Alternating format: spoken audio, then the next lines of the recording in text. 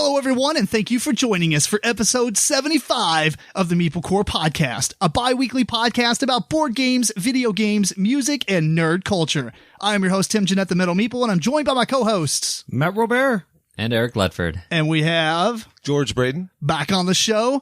In this episode, we give you our first impressions for the board games The Thing, The Faceless, and Lifeboat. Then prepare yourself, for we are going to go through a lot of games that will be at Origins in our Origins 2019 games preview and much more.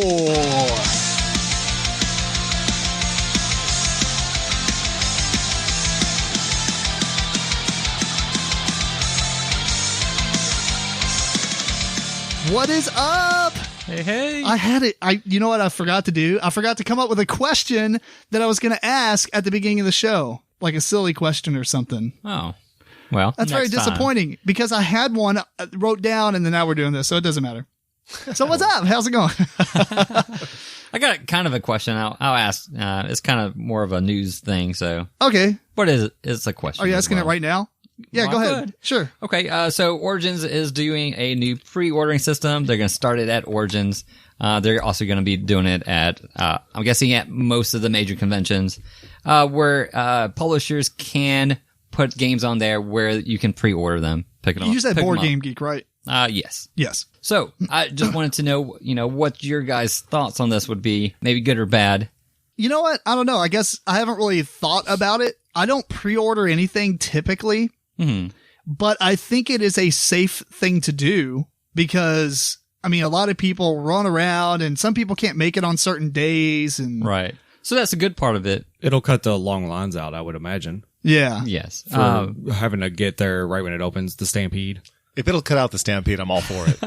I would say there's one bad part of it, I think. Perhaps it's not going to even make it happen or anything, but if they only have a certain amount of games, they have it on pre-order, that means maybe you don't really have a chance at getting some of these games anymore because they get all pre-ordered ahead of time. Now, if they only put so many copies on this pre-order thing ahead of time, that would be better. Because I shouldn't have to pre-order a game and then go to a convention, which is a trade show, right, to buy your product. So if it's all sold ahead of time, you should probably not even have it there. You know what I mean? Like just sell it outside the convention. Right. It'll be pre-orders and then you can demo it.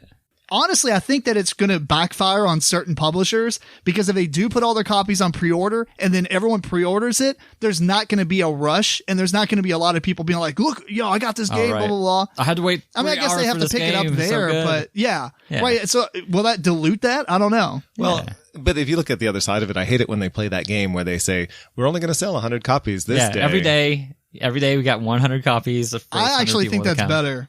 Like, I'd rather them sell 100 copies over 4 days, like 100 copies each day, than 400 on Thursday morning. But if you can pre-order it, then it's any morning. It's whenever they open the pre-order. Right. Well, true. But what I'm saying is I shouldn't have to rely on pre-ordering all kinds of product before going to a trade show where I'm expecting to spend money on things. Yeah. It's just a weird backwards thought process. It's different than how it has been. Yeah. Yeah. I don't know if I like that different. Yeah, we'll see. Like it'll because lot. The thing is, if I am there and I get in line and I choose to go get that game first, then I have less of a chance of getting the other games. Right. If I pre-order online, I am at the whim of who pre-orders what time. Is this is a lottery? Pre-orders first. Is it whoever logs into the portal and hits I'm going to pre-order the copy? Because when you're at Gen Con, people get split up. If I'm, this game's going to obviously be the hotness and everyone's going to go to that. I'm just going to go over here and go to a second game or a third game and try to get that one game. Right. But now somebody can get online and pre-order like 10 of the games that. Oh, no. No, it should be one copy per. But that's not going to be the case. Oh, it's not going to be the case. No, because like that would, Boardgamegeek would have to make deals with all the publishers to say, when somebody pre-orders one game, you only get one out of all these games. And then the publisher's going to be like, what? I think I agree with you. I'm not disagreeing, but I'm saying that unless they put restrictions on this pre-order. I don't see restrictions. Then they're just one person get on there and hit one copy of everything on this pre-order list. Oh, I see. Yeah. I just think it's going to be a disaster. Now, if they limit the amount of copies that they're putting on pre-order and then still have copies at the show. That would be best case scenario. Yes. Right. Because one, not every single person wants to go to Boardgamegeek. And I feel like even though Board Game Geek is trying to do something I think good, I think they have probably good intentions. Oh yeah. Everyone is still trying to make money, and that's I feel like undermining a lot of population who may just go to this show but see what's up, and then they go and all these games are eventually on pre-order. Mm-hmm. You know what I mean? Like that's going to be a problem, because what happens if I don't want to buy the game, and maybe the game I know, like for instance, I know a game's going to sell out by Sunday, right? But maybe if they put it on pre-order, all those copies will be gone because people get hyped up before the convention and then freak out and buy 200 copies of the game. Not one person, but like everyone. Mm-hmm. Whereas if this game was lightly talked about and there was no pre-order and everybody shows up, maybe those copies will last a few days and you'll have a chance to play the game before buying it. Right. So if I get there, can I cancel my pre-order? That actually is going to be stupid on their part, because I can go Windows update. I can go pre-order the game, go to the convention, have zero, like, unless they say expectations to pick it up. Right. I can pick it up, Friday, Saturday? Is there a time limit? Do I have to pick it up in the first 3 hours? So now I can go demo your game, and if it sucks, I'll go cancel my pre-order. And I had, you know what I mean? Like, I don't know. Oof. In that case, then people would go on there and pre-order everything just in case. Exactly. Then you're just holding the game for me. I mean, they put money probably, but. Right. No, that would be a big problem. I'm sure they're doing it for the benefit of the publishers rather than the attendees. It sounds and it drives a lot of traffic to Board Game Geek. Mm-hmm. Yes. I mean, it makes sense business wise. I'm not going to argue with them on that, but I just think it's disastrous, or at least it's going to change the game. And I don't know if it's going to change it for the good or the worse. Yeah. Only time will tell. What do you think, Matt? I don't care. I'm over getting games at conventions mostly anyways, unless it's like a one or two that I really want to get. Yeah. With me and you used to do the let's run around and come back with 40 games we bought, and I'm kind of over that. So and that might change when you get a new house though. No, because you pay full retail there. I mean, I gotta like really want that game. That's fair. Pick it up. And it'll be a select few, and I'm not saying I won't do it. But I'll just wait a little bit for it to come on Cool Stuff or something like that. Get a little discount. Yeah, I always thought that was weird when you see one person walking out of there with like 50 games. Yeah, unless they're like a reviewer or somebody of the press or something. But if you're walking out of there with like 20 games that are all the new releases and came out at that convention, are you really going to play all those before they go down in price and go online? No. And you can get them cheaper? Yeah, I think that it's great they're supporting the publisher, because all that money goes directly to the publisher that's there. Right, and sometimes they incentivize you a little bit. They might give you a promo card that's true, or something else.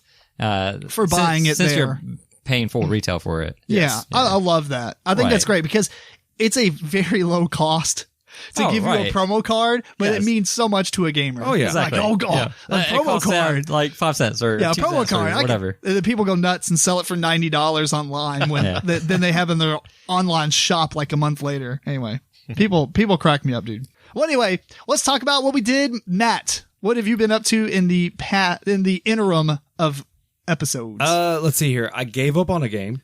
I gave up on, which I didn't talk about it yet. I got Days Gone. I don't know if you're all familiar with this. I've seen a lot about it. It's a biker game, zombie apocalypse. Yeah. Sounds good. It wasn't. No? It was not good. Really? Yeah. I really wanted it to be good. Was it supposed to be good? Like, I mean, they're talking it up like it's the next big thing. Man, I don't know. First off, and it might just be me, I don't like fast zombies. I'm not down with like World War Z zombies. You like Walking Dead zombies? Yes, I want like walkers. Because you want your classic zombie. I'm with you on this. Main reason is because the whole fear I had with zombies is the claustrophobia of just them being everywhere. Yeah, it's not supposed to be that they can chase you down. Like those are much scarier zombies, though. Yeah, those that just run after you. And oddly enough, I really like the remake of Dawn of the Dead because it is more intense for that reason. But I guess I don't really prefer that kind of zombie. Yeah, it's also different between a video game and a movie too. Yeah.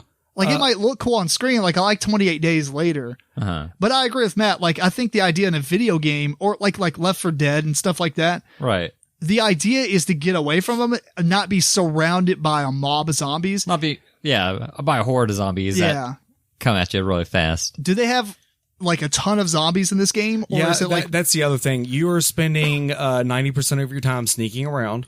It's very resource heavy too. Now it does have cool things. So like these things, they live in nest. And so like if you go to an area and you kill the nest, then like that area should be for the most part kind of clear. Kind of clear for you to walk around in. But there is a lot of management, like you ride a bike, and you have to maintain it. So you have to like loot things just to be able to maintain your bike. So like you can, motorcycle? Yeah. Nice. So you can ride around and do more things. Ultimately though, I think what killed it though was just the opening. So like it starts off, you watch a little bit. It's like a 2-minute clip, a very long loading screen.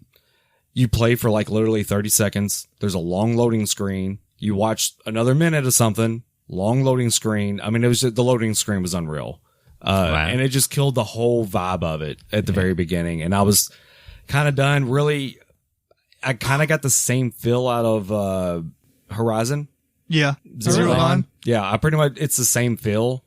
A lot of starting and stopping. Yeah, kind of, being sneaky, stealthy kind of deal, but not as, it's a little over the top. Gotcha. It's very it's fleshed out very well. I think if you want like a real experience, it's probably closer, but it just wasn't for me, so I gave up. Well, that's fair. What else you been up to? The other thing I did was the Game of Thrones finale. Yeah. Oh, yes. Oh, you've seen it? I have seen it. Oh, okay. This be causing a ruckus. Yeah. Yeah, that wasn't who I wanted to get that in. came out of nowhere for me.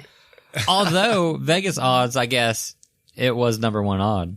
Was it? Yeah. Okay. So some people knew, like we were saying, and they bet. Yeah, right.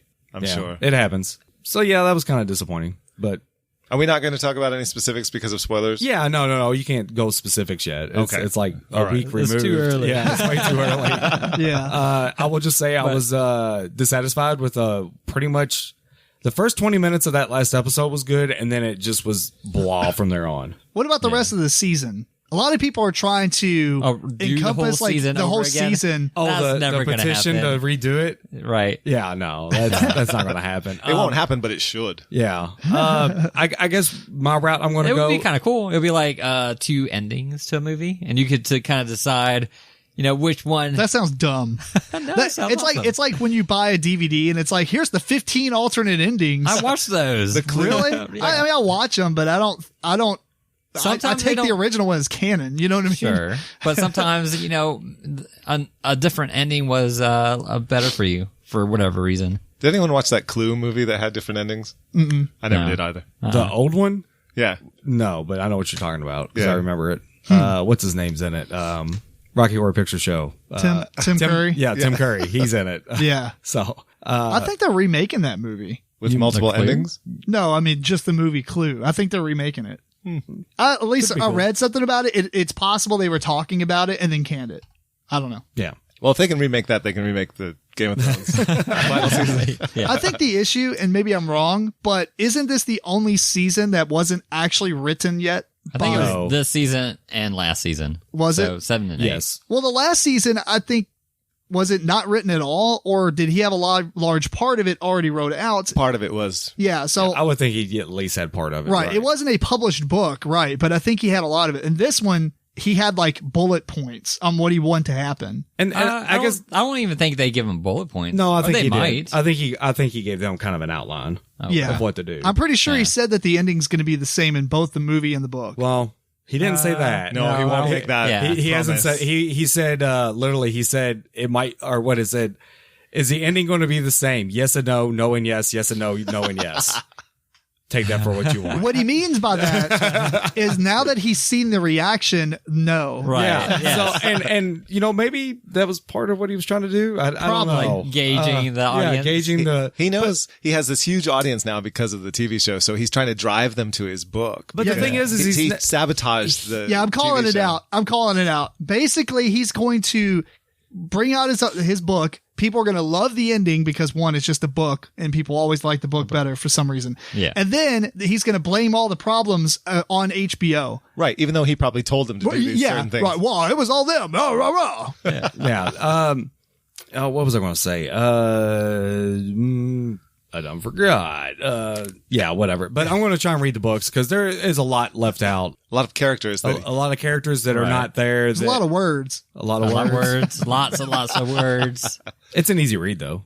Is it? Yeah. It's not too bad. I heard it wasn't an easy read. I don't read books at all, and I was like other than trying to keep up with the through it. names. That's the hardest part. Without spoiling things, without saying what the ending was, it could have worked if there was a lot of time devoted to making it work. Yeah. And the fact that it was rushed. Like just so fast. Actually, that's what I was going to comment as well. It did feel like at least season 8 was like really rushed. Yeah. Like they were like, every bit of it. It's like guys, Dune. I know you had like 2 or 3 seasons that you wanted to wrap this up in, but we really need it to be shortened down to one. Yeah. So the best example I can give on that is like, so after the long night, they marched to King's Landing.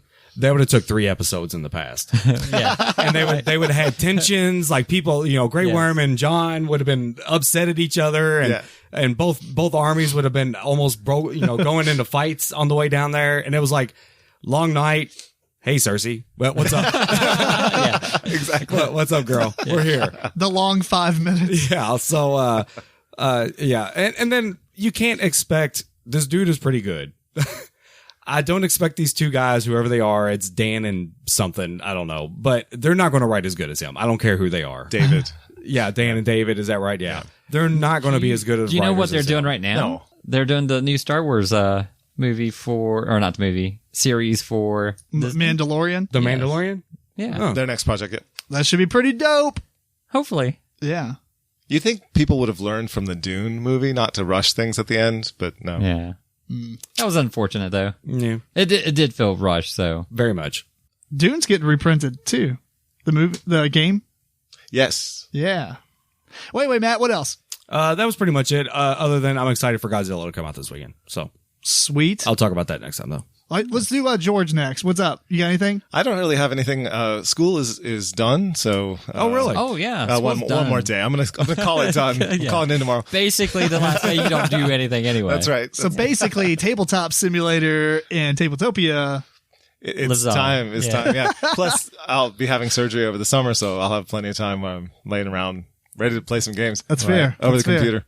Yeah. And I did get some good news. I'll be back next year, so got my contract much earlier than I expected. So Oh, you mean for your job? next year? Yeah. Okay, Yeah, gotcha. Awesome. A yearly thing, and this never happened where they've said right at the end of one school year, "Hey, we want you back for next year," but they did. Oh, that's pretty cool. So yeah, happy about that. What about you, Eric? So the only thing I've really been doing is keeping track of this Origins flea market, picking up some more games. This is cancer, Eric. It is. Oh my goodness.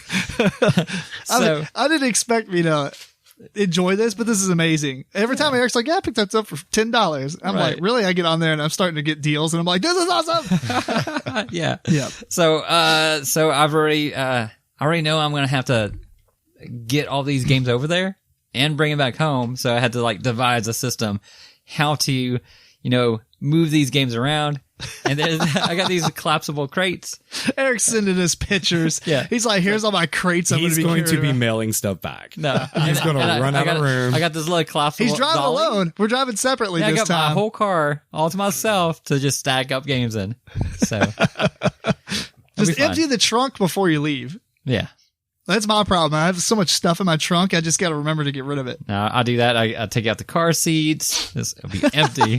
Oh, that's a good idea. I should do that too. Oh yeah, don't leave those in there. Yeah, you don't need those. Right? Yeah. I actually might.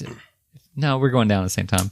Maybe I know you have your own car, so I might borrow some space. I mean, that's fair. I mean, No, I I think probably I- won't have as much as you do, even though I will probably have enough. The math trade ends on Monday, or at least the entering stuff. So by the time you listen to this, it will be too late. So hopefully it got in on that. Right? But then Is it that'll- Monday? I thought it ends on the 28th, The which tw- is that's like Monday. Friday. 28th is Tuesday. Sorry. So if you are okay. listening to this and you happen to listen to it on Monday, then you have literally a few hours to get this entered. Anyway, then it's locked down for a week. Then it's finalized. So I've been up to a couple of things. One, Tetris 99 had its first, I think it's had 3 events. This is the first event where they actually had a skin that was released if you got 100 points. So I played Tetris a whole lot in 3 days. Not a whole lot, but I mean, it takes maybe each time I played, I got between like 4 and 8, maybe 9 points. So, and then you had to get 100 points. So I played maybe 15 games. Did I see you can play against the AI now? So they have or was that an app version of it or something? So when you subscribe to the Nintendo Online thing, which is $20 a year, you get this game is free to download, and you can play against the Battle Royale 99 players or whatever. Mm-hmm. You can also spend $10 now to buy the DLC. The DLC has basically marathon mode, I think it was called, where you can just play like normal Tetris. And then it has like bot mode where you can play against 99 bots. Yeah, I don't know if that's worth the extra $10. Yeah, I don't know why. Like, I mean, $10 for the whole package is a solid deal. I mean, Sure. $10 for even just Tetris 99 is actually kind of cool. Yeah. Because the game is really, really good. It's a super solid, like, idea where you're fighting against 99 players. That's crazy. Right. It's cool stuff. It's different. Yeah. So, Would you be playing it as much if you weren't playing against 99 players? Like, would you No. just play Tetris? Right. no, I play Tetris a lot. Yeah? I literally, that's like a guilty pleasure where I have Tetris like on every system, and I play Tetris a whole lot. I don't know how much I would play against the 99 bots. You know, so like, it's good that this mode is free because it's just so cool. You're actually playing against other, and honestly, I've probably played about, I don't know, 7 or 8 hours so far of Tetris 99, which is a lot of games when each game is like 5 to 7 minutes, you know, before you're knocked out. And I just realized, unless they added this in at some point, that you can lock a piece in, meaning that you can hit the L button and reserve the piece that you're currently controlling, and it brings up the next piece. And at any point, you can swap them. And you've only just now discovered I that. just now discovered this. So either it was not there in the beginning, or I don't know how to play video games. World changer right there. World changer. Not even game. It's like world changer. Because you can reserve that 4-piece long and then stack up a Tetris and be like, bam! But before you do that, you move the cursor around onto some poor soul who's almost out of the game, and you bam! Throw a bunch of stuff at them, and it's like KO. Yes. Nice. Yeah. It's is super great. good. As much as you like Tetris, I should call forward here for the next part of or later in the episode when we do the Origins games that are coming out. The bricks. Well, there's one, but there's also Areal. That is basically a Tetris game. It's been out in Europe for a while, but it's just now coming out here. Oh, that's cool. Yeah. Yeah, I saw that should they had check it. bricks. It's like a roll and write game where, Yeah. So, but I think it's been out a little bit, so I didn't put it on the list. Probably same situation. Yeah. Yeah. Either of those would be good. They're very Tetris-like. Yeah. I've been testing out the Fitbit Versa for my wife. I'm trying to claim it as my own, but I might give it back to her and maybe get an Apple Watch. No. So I don't know. Fancy. Getting fancy. I like the idea that I can flick my wrist and have the weather right there. Bam. Yeah. It is 70 degrees outside nice. and it's cloudy. Right. But the Apple Watch actually has like the next 4 hours, and it shows if it's going to rain and stuff like that. Now I could go on my watch and click the weather app and see all that, but I'd rather pay $400 so that it's on the main screen. Right. But that was me being facetious. Anyway, we played Tabletopia. What game was it called? Runic? Runica. Yeah, that was it's a game that's on Kickstarter, right? Well, it just ended, I guess. Very shortly. Yeah, that was the game I was telling you, Matt, where it's like we played the game. We're at like 2/3 or 3/4 through the game. Oh, and, okay, and then George is like, "Oh, here's a take that card." It's like, what? Thanks, George. Yeah, Eric's like, "What?" Yeah, so That was rough. lightly, that was okay. I mean, we had some issues with it, but it was pretty fun. Yeah, it was. It's like one of those games you play and you're like, "Yeah, it needs a little bit more polish, maybe." What was the thing we called it? Like aggressively moderate or something. Aggressively moderate. Mediocre. Yeah. This is I always said that about Destiny 1 before they came out with DLC. It's the best mediocre game I've ever played. Yeah. Well, anyway, and lastly, I watched 2 movies Oh, since tell. last. I watched John Wick. Okay. Oh, That's what I'm like talking the about. first one or the third one? This is the first one. Okay. That's good. No, How was that? I don't go to the theater. What are you talking about? I watched John Wick. It was amazing. It reminds me a lot of shoot 'em up style movies. So if you like John Wick, I mean, shoot 'em up is a movie. It's more ridiculous than John Wick. Right. And I watch Inside Out. Have you all seen that? Yes. This is a freaking masterpiece. Yes. Oh my gosh. Melissa watched it and she said it surprised her. So it was awesome. So good. Remind me, which one is this? Where the emotion, it's a Disney Pixar film where the emotions are represented by characters inside the head of the. Oh yeah, it's very short. Well, no, this is like it's a full length movie. Yeah, it's a full length movie. But there's like the main character's joy, and then there's sadness, and then there's anger. This is what the board game Cerebro was based on in a way? I have no clue. Okay. But it's a movie. And it's just the way it translates on screen is subtle. They don't ever mention things that much, but they enough for you to realize what's going on. And it is just done so well. Mm-hmm. Masterpiece, dude. Masterpiece. And I'm not like, I like Pixar films and stuff. They're good. They're fun. They're entertaining. Well, first off, this is not a kid's movie. Like, do you think it's like a kid's movie? It gets a little dark later on. I don't think kids will enjoy this movie. Oh, as much. Meaning that, or they don't get like, it's a serious film, and it's like the ideas and everything that's happening, and there's a little bit of comedy and stuff, but it's not the same as like Toy Story 3. Like it is probably made for like an early 20s and up. I don't see this targeted at maybe teenagers, maybe. Okay. What do you think, Matt? I don't even, for them to get the full what's going on. Yes, exactly. Yeah, kid. I mean, it is a kid's movie. It's cartoons. Yeah. That's enough for kids. I mean, It's I got haven't watched comedy. it, so I can't comment on that. But there is a It's overlying thing that's going on that unless you've got some experience under your belt, aren't it's kind of really like going to get it. Shrek, almost in a way where the adults that are watching are going to take more from it. No, because No, that's not like that kind of thing. Shrek puts jokes in there for adults. It's Right. like just the whole tone of the Here, movie. I'll explain this. If it was live action, I don't think it would be as good because of the content. What's going on. It just wouldn't seem as fun, I guess. The movie's kind of fun, but it also has a lot of serious stuff going on. And what I mean is, like, if they translate it all into real life, it'd almost be too realistic, if that makes sense. Or it'd be too, like, you would have to make the idea behind it is it's stylized, and that's also what plays into the aesthetic of the movie. Like, it's an adult film that I feel like they put animation on because it wouldn't be as good if they put real life, like, imagery and stuff. I don't know how to explain it. In my head, it makes sense. But, it's just the concept of going on. It would make it seem like a sci-fi film. But now that they put an art style and an animation style on it, it seems more happy-go-lucky, like cartoony. Right. But, like, there's not that many parts that I think a lot of younger kids and stuff would be, like, really excited about. Like, they'll watch it once, but most kids aren't going to care to watch it again. If Tim could animate what's going on in his head right now, we'd perfectly understand it. Right. Does that make sense, Matt? Do you know what I'm saying? I mean, I disagree with the kids enjoying it because actually my daughter enjoyed it a lot. But But for a different reason. Yes. If it was real, like live action, do you think she would have enjoyed it? Same exact content. Let's just say one for one. because it's not a cartoon. Exactly. That's what I'm saying. Like, she only likes it because there's pretty colors and it's a cartoon.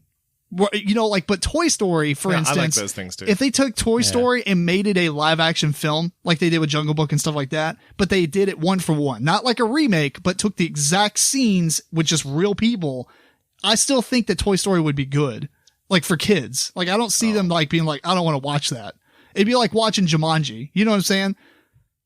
Whereas I think Inside Out, if they made it like live action, it would detract from what's going on and make it almost cheesy. Like sci-fi cheesy. Oh, okay. So you're more going that route versus maybe it kind of tones down what the story elements are. I don't know if I follow, but I'll say this. It's kind of like with Borderlands. Borderlands, when it was first being made, was hyper-realistic graphics, and then they said, scrap it, and they went with cel-shaded graphics because they wanted that funny humor. Mm-hmm. If it was hyper real, I don't think the humor would also play off of that, if that makes sense. Right. So the cartoonish style and the actual stuff that's going on play off of each other. But otherwise, it would just be kind of bad sci-fi movie. I don't know. It's weird. I haven't seen it, so I can't say it directly, but I will say I wish they would stop doing live action things Like Disney. Yes, exactly. So you haven't liked any of the Disney live action things they're doing? No. I haven't seen any of them, so I can't comment, but I don't. Have I seen any? I don't think I have either, although I did not like the Jungle Book. I know that's like blasphemy. I did not like the animated Jungle Book at I got all, you. but I'm like super pumped about this new one. Dumbo? It looks cool. But they've already done a live action of the Jungle Book. Did I say Jungle Book? Yes. Lion King. Wrong one. That Lion changes King. things. Yes. That changes things. Lion Okay. King. Okay, my right. bad. Yeah. Okay. That should be good. Yeah, I did not care about no Hakuna Matata. I hated that song. But wait, won't they still have it? Yeah. It'll just be people singing it But live? the animation and everything was super cheesy to me. Although it got real whenever Simba's dad died. I was like, I was in the movie theater and I was like, Disney just whacked off some like main character in this. This is crazy. Heartless. like that dude just mafia'd that guy. That always happens at Disney. That's true. not The not dad like dies, it. the mom dies. Yeah, but not in the way it was Bambi. in Lion King. He gets it was killed. totally different. Yeah, it was like set up. It was So murder. he would die. It was murder. Exactly. Well, cool. All right. So, I mean, that's pretty much it. You want to move on to some news? Sure. Let's talk about some news. We got Skyrim, the tabletop miniatures game coming out. Mhm. Did you see anything about that? I think Polygon had something on it, and I kind of breezed over it, but I didn't really read into it. It seems like it's got a weird combination of like dungeon crawl style stuff. I mean, I don't know if it's going to be some kind of campaign system or whatnot. I mean, I would imagine it has to be. Yeah, I didn't look in that much detail into it, but it looks cool. They've got some of the miniatures out there and stuff. So if you're a fan of Skyrim, that's something. So the Spiel Des Jahres nominees are out. The Spiel Des Jahres Game of the Year, well, they've got these in alphabetical order, is just one. We got Llama, so L.A.M.A. and Werewords. I can't read apparently. So those three for the Spiel. Then we have the Kinderspiel, which is children's game. We have Fabulantica. Is that right? Fabulantica? Looks it. Go Gecko Go and Valley of the Vikings.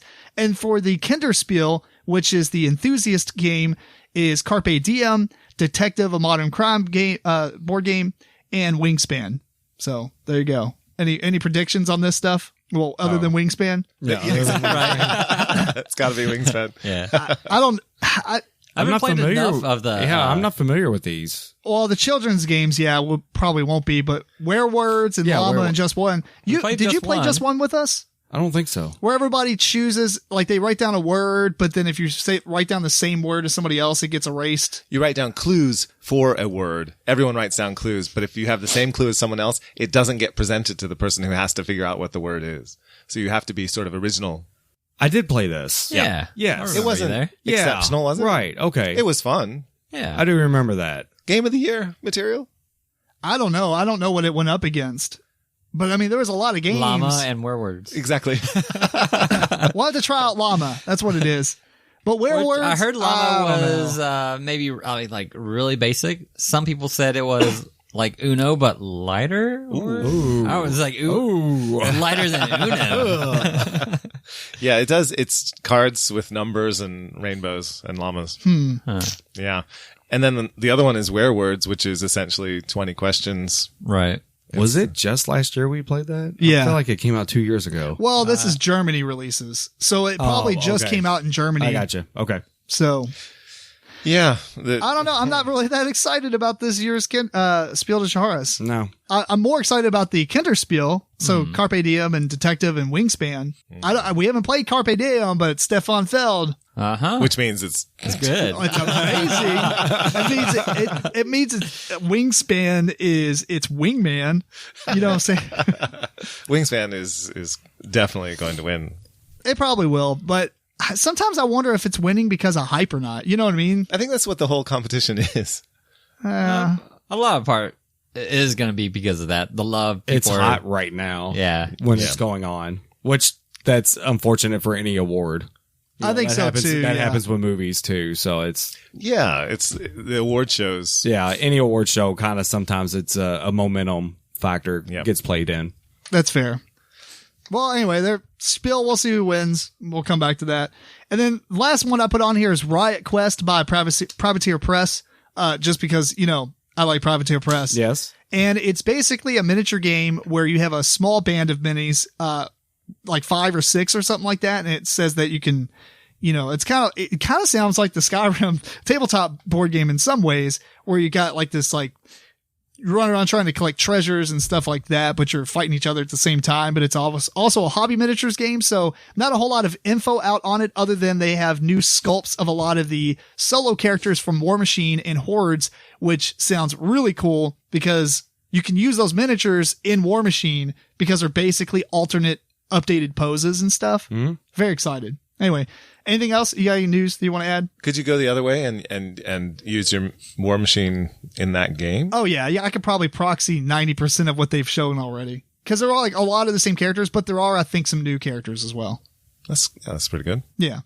Anyway, before we move on to the games, we're going to talk about Humble Bundle. If you want to support the show and get some games and some software and other things like that for a pretty low price, check out MeepleCore.com. Click on the Humble Bundle partner link in the middle. This will take you to Humble Bundle, where you can buy things. You can donate money to charity through when you purchase these bundles and such. There's some sliders that you can adjust how much money goes to charity. Humble Bundle, the developers of whatever software or applications or games are on that bundle. And also, if you want to put money towards MeepleCore, there are some default values which work just fine as well. But one of the things I want to highlight on this one is the Vegas Pro bundle. So you're going to get Fast Cut Plus voucher for Producer Planets, Soundforge Audio Studio 12, Vegas Movie Studio 15, Vegas DVD Architect, Hit Films Movie Essentials, but most importantly, Vegas Pro 15 Edit. If you needed a editing software and you are paying for Adobe Premiere Pro, this is what your replacement could be. It is $25 for this package. I mean, Premiere or Pro Edit is legit expensive. Let me see here. It says MSRP of $400. Now, it's not the newest version, but this is the first version that is very close to Adobe Premiere Pro in terms of look and feel. And then 16 is even closer. So if you're looking for something that's going to replace your monthly fee of $20 to use Adobe Pro, I should probably jump on this myself, but we'll see. I'm pretty good at Adobe Premiere Pro now, but if I was going to switch down to something that was one-time payment, this is what I would choose. So if you're interested in it and you want to help us out, get it on Humble Bundle. You've got, I think, not that long left. You've got 11 days. So by Monday, it will be like 8 days. And just go to MeepleCore.com, click our partner link, and then you can purchase the bundle and we'll get a little bit of throwback from it. So thank you for that if you buy it. We have 3 games on this episode, and we have The Thing, we have The Faceless, and we have The Lifeboat. I'm just kidding. It's just called Lifeboat, but missed opportunity to play another game that starts with the. The first game we're going to talk about, though, is The Thing. Designed by Joe Van Wettering. Artist is Justin Erickson and Mark Simpson, and it's published by, they got Mondo Games and Project Raygun. I'm not totally sure. I thought Project Raygun was on the box, but I think this was USAopoly, right? Well, they were showing it off. The op. Yeah, the op. They were showing it off, but it wasn't published by them. I think they were helping out one of these companies. Oh, that's fair. Like they're just sharing a booth or something? Yeah. Okay, I think it was kind of a deal like that. Okay, so The Thing, Infection at Outpost 31. So we'll start with the setup. It's fairly basic. You get to pick a person. There's player powers. Then we're going to set up a blood test deck that has pretty much a card for every player plus 1. There is 1 infection card in there. We're going to deal them up, pass them out. Could be one of us infected, but this is called an imitation. You're a bad guy. You're trying to sabotage everybody. Now on the board, we have 3 sectors. Each sector has 6 rooms in it. Then there's also a rec room where everybody gets to hang out at and explore from there. Then you get supply cards. These are different things that essentially they're what, knives, they're axes, they're just dice. They give you plus dice, to rolls that we later will use to try and fight monsters. So starting off, there is a deck of mission cards, and also every player is like a certain faction. It's a military, scientist, and mechanic, I think. And so each mission requires, it comes out, it says like it takes 5 people to do this, but 2 of them have to be mechanics. You arbitrarily try and come up with this team. You go to the room where there is chits all placed on all these rooms, and try and meet the challenge. Whenever you go there, it will give you a challenge of like, hand in a bunch of cards, or have I don't know, like 2+2 dice cards in the deck or in the hand that you get. So what happens is everybody contributes cards. There's a kind of a looking at phase. We won't go too deep into it, but then you reveal the card, see if you pass the challenge. If you pass the challenge, great. You flip over that card or flip over the chit on that room. You might get something cool like a rope or something like that, but you could get the thing. The battle ensues. We'll get back to that in a second. But beyond that, then rewards are passed out and this and that. If you do have to fight the thing, essentially it's kind of a Yahtzee style dice rolling thing, but that's also where these cards with the dice modifiers, the +1, +2 dice, can help in that instance. You can only get up to 6 dice though. You do this Yahtzee style rolling. Hopefully you win. Eventually you will meet the requirements to move beyond that room or that sector. Sorry. And when you do this, that opens up like Sector 2. Now, there's another blood test phase where we're going to take our blood test pile. There is, in the setup we had with 6 players, and it's different beyond that. Or we had 7 players. We had 7. We had 7. We had a stack of 5 regular, like human cards and 2 imitation cards. These are handed out to everybody. If there was an imitation and he gets an imitation card, nothing happens. But essentially, if you're a human and you get an imitation card, you just join the bad guys. And it's pretty much the same thing through Sector 2 and Sector 3. There are some things where the rooms can get smoke in them.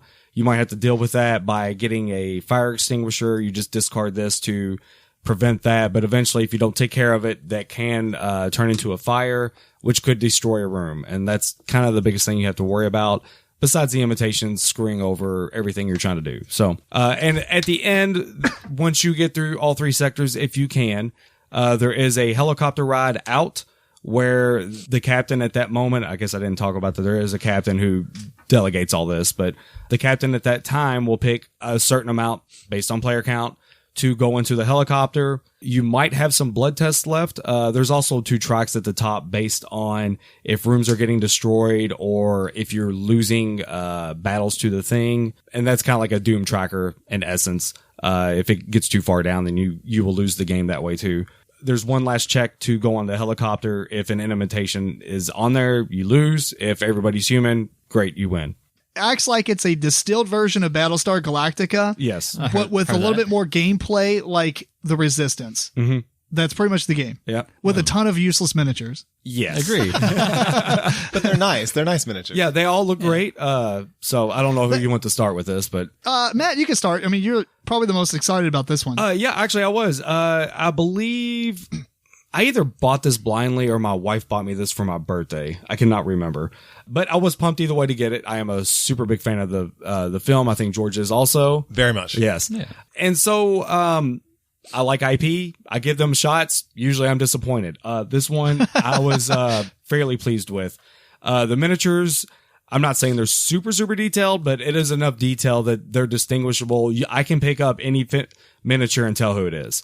Mm-hmm. It does seem like the miniatures were mostly there for nostalgia. Yes. Than it was actual gameplay. Right. And that is kind of a weird complaint to have, that there's all these miniatures, but you don't do anything with them. You don't really need them for anything. You just need one. If you're a fan, though, bam, there you go. Right, because essentially everybody goes as a group. There's no splitting up beyond that, other than if you're putting out fires, you can't have an extra person go off somewhere else. But you don't even need a miniature for that. Yeah, you don't even need the miniature for that, right? Yeah, you don't need the miniature for that either. It would almost be cool if at some point there are some like dual group cards where you have to have like 2 groups go out. Right. But make them like small groups, like 2 and 3 players and 2 and 3 players. Mm-hmm. You know, and then like, so it's like 2 groups, and then it's like, who do we pick, you know? Right. That's a great idea. Yeah. But, I mean, overall, if you're a fan of the movie, this will just be that much better for you. And I think even if you don't know the movie, it's still a pretty good game. And it's got I didn't expect it to be so social driven. It was a lot of social going on. Beyond that, the gameplay is fairly simple. But yeah, man, I had a blast with this. So yeah, I would say I don't actually remember if I seen the movie or not, but you definitely don't have to see the movie to play this game. You'll still get the theme of Eric it. was thinking it's the swamp thing. That's right. Yeah, I think that, you know, it's weird because we started playing it and I literally was like, this is the game. The first phase of the game was very lackluster. Mm-hmm. And then it got better and better, which is weird because it's like literally actually, the same thing over and over. But Right. At the beginning, we were thinking it was like, oh man, it's going to be so easy to win. That's always such a big mistake. Right. yeah. The interesting thing that I did read online is the fact that if you have, can there be 2 infected at the beginning of the game, or is there just 1? No, it can only be 1. Gotcha. If that one player, let's just say, like there's always perfect conditions for everything, but you can literally end the game in 2 missions. Can you? Yeah, because you only need the rope in the first mission, and if gotcha. if the person who's the infected or whatever it's called, the imitation, has 2 sabotage cards, and say on the first round they're not the leader, and they get pulled in, and they do a good job of concealing themselves and sabotaging it, and then it's their turn, winning. Do you have to pick yourself to go? I think we always did. Yes, it is a rule. If you're the captain, you have to go. Yes, that makes sense. Yeah, because otherwise you could. Everyone can argue you're bad. If you're bad, you would not take yourself or something. And Right. unlike That would be Resistance, that you wouldn't be can't- fun. You can't, vote down who the captain chooses to go to this party or to this mission. Well, in this, you're saying that unlike Resistance, Like Resistance, everybody can downvote. It was like, oh, okay, if you pick this guy, we know you're bad, and we're going to downvote it, Right. and Yeah. it's going to go to a new leader. well, in this one, you can use the rope though. So, I mean, there's still something in there where you can bypass somebody from being the captain. Mm-hmm. It is a one-time effect, though. True, but there's like 2 rope in each phase. Yes, I think there was So there's like 6 times 6 you can do it. chances you yeah. could do it. I think there's enough chances to be okay. You also don't always get both ropes. I mean, before that's going fair. to the That's next fair. phase. Yeah.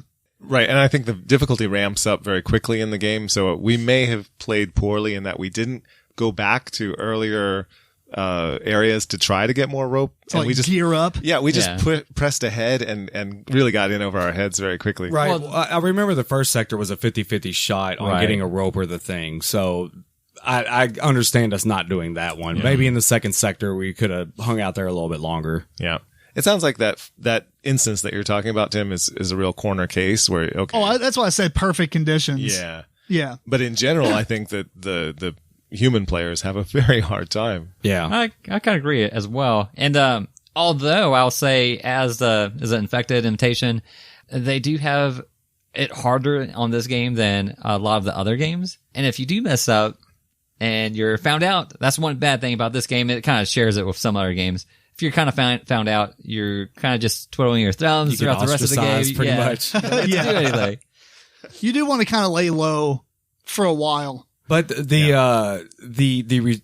restrictions, I guess, sometimes forces you to where you have to, because based on the if you're a mechanic or whatever, because I know Oh, have to go. yeah, sometimes you have to take a person that is that classification. Right. So You could be dead certain that they're bad, and you still have you to still take have to them. take them Yeah, sometimes. because there are sometimes that it'll say take both, military guys or Right. whatever. Yeah. Which is a good, I like that. I like Yeah.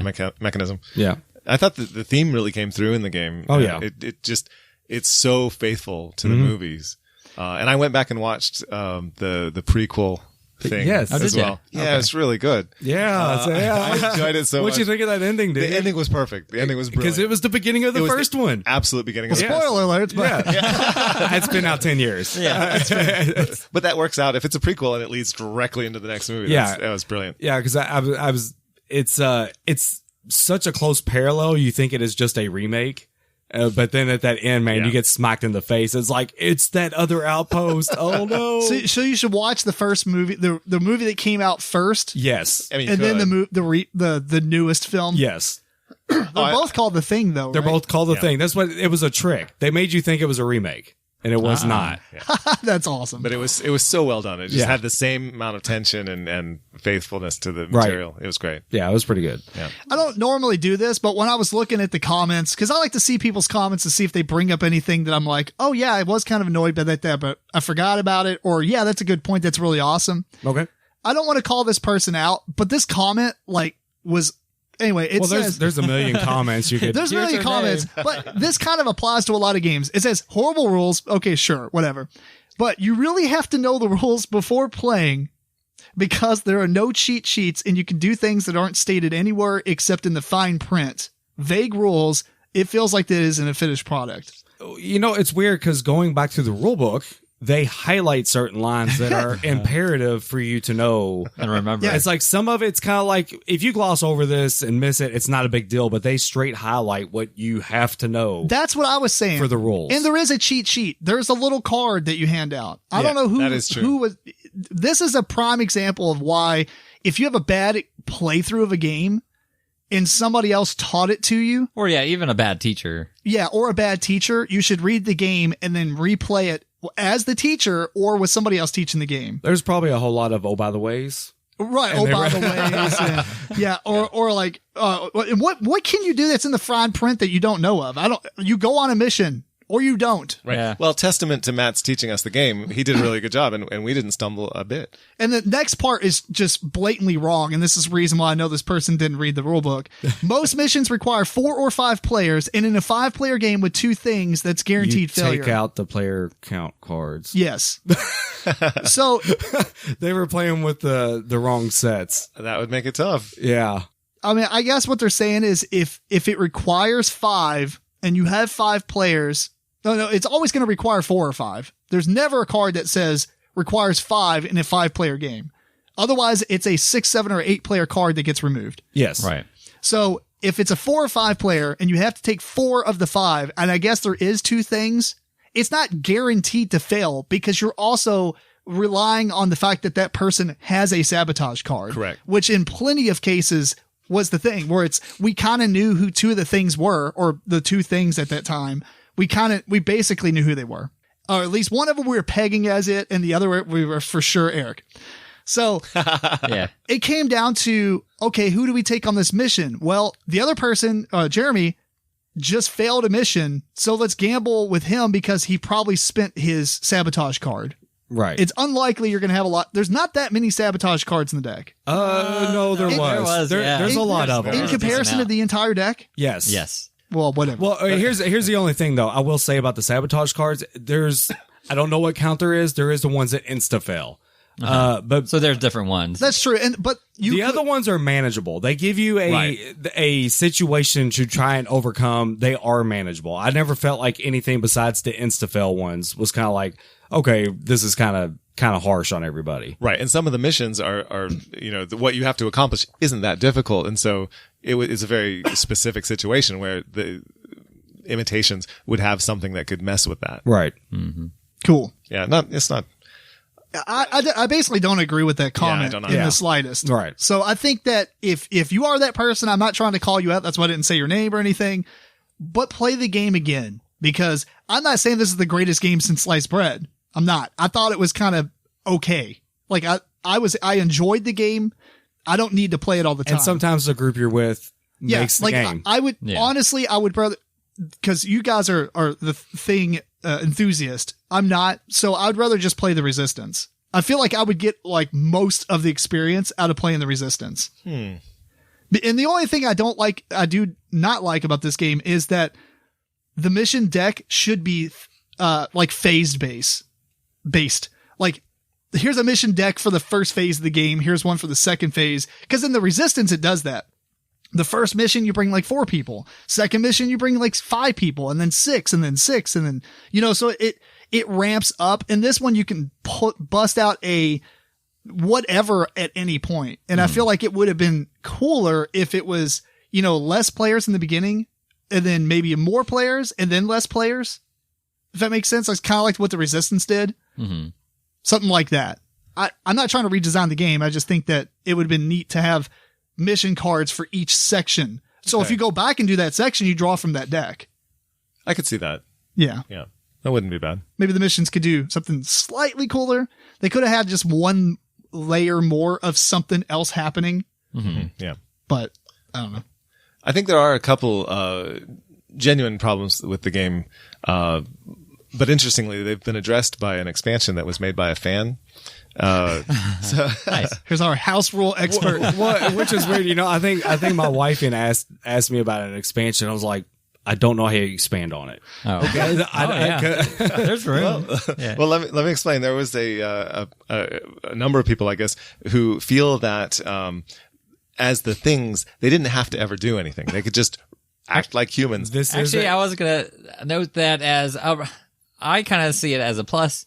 another plus is, as an infected, you actually don't know who else is on your team. Yes, that is kind of neat with it. And then on top of that, like you're about to say, you don't really have to be the bad guy during the whole game. You could be like, it's a really hard game. I'm for you humans. Yeah. And just get on the helicopter at that. Exactly. Yeah. So some people feel that's a problem because then as the thing, they're not actually actively doing anything. Right. Well, they're just trying to, you still get the blood test. Yeah. If you help them out too much, they will have 2 blood tests to be able to try. But I guess there are some people that you're like, oh, Tim, he's been straight edge. He's never failed anything. I really don't think it's Tim.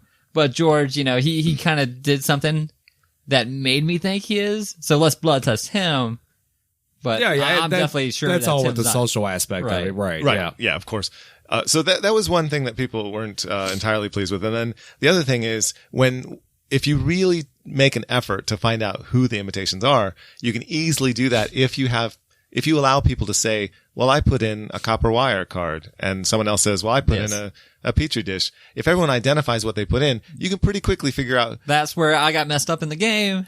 I was like, oh, I put a Petri dish in. And Melissa was like, oh, I put a Petri dish in. But there's only one. Okay, well, you guys got it down now to 50-50. Yeah. So this variant, this expansion, is saying you can't do that. You can only say, I can help or I can't help on the mission.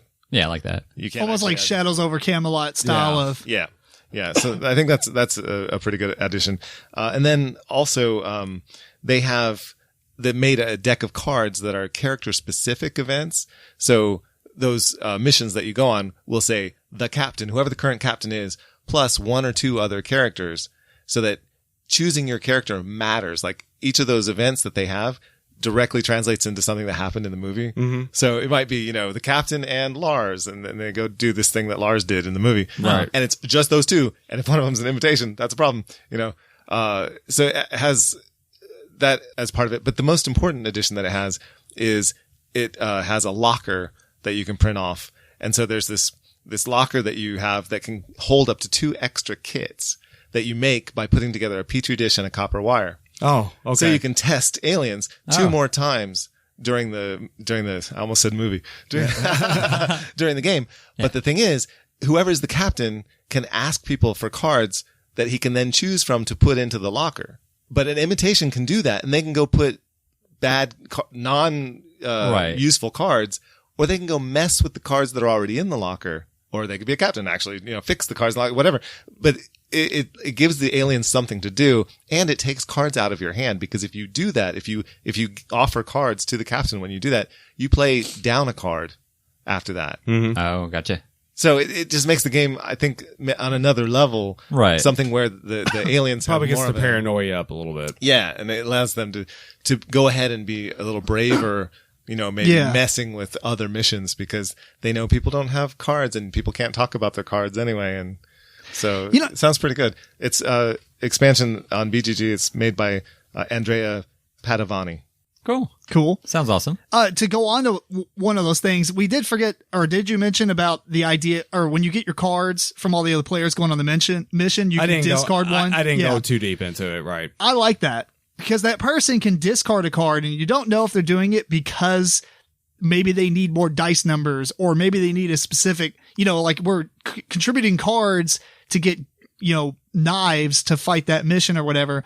But they can discard the stuff that's not knives, or one card at least. Or discard a knife. Yeah, or discard a knife. Right. And be like, oh, guys, I'm sorry, one of you guys in it. Or Eric mentions Petri dish, and they get rid of the Petri dish, even though, there was none in here. What are you talking about? Yeah, just to mess with people. And I think that was a pretty cool aspect. Yeah. I don't know if we used it as best as we could. I don't think we did, but we should have. Yeah. So anyway, I thought that was pretty cool. Yeah. So anything else? Final thoughts? I think I would play this over Battlestar Galactica, and possibly over Shadows of Camelot as well. I agree with the first, not the second. Yes. Actually, I think I'd rather play this than Resistance and Battlestar Galactica. So, Eric? I liked it. I want to try it some more. Yeah, I would like to try it some more. I just think that... I do think you play this with high player counts. I don't think right. it's Yes, very good. 4 to 8. Mm-hmm. Yeah, 4 I to don't 8. think it'll 6, be any good at 7, 4. 8. Yeah. There you go. 6+. Yeah, 6+ is probably mandatory. But I mean, the Resistance is 5+ mandatory. So I think that I would play this. It just seems like it's a lot of stuff to play like a slightly variant of the same game, I guess, if that makes sense.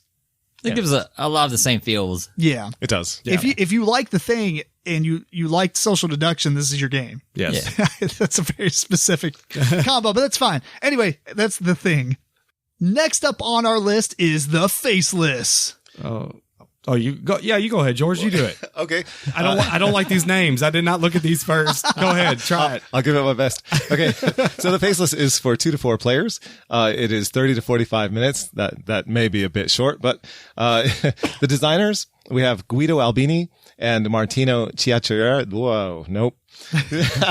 Martino Chiacchiera.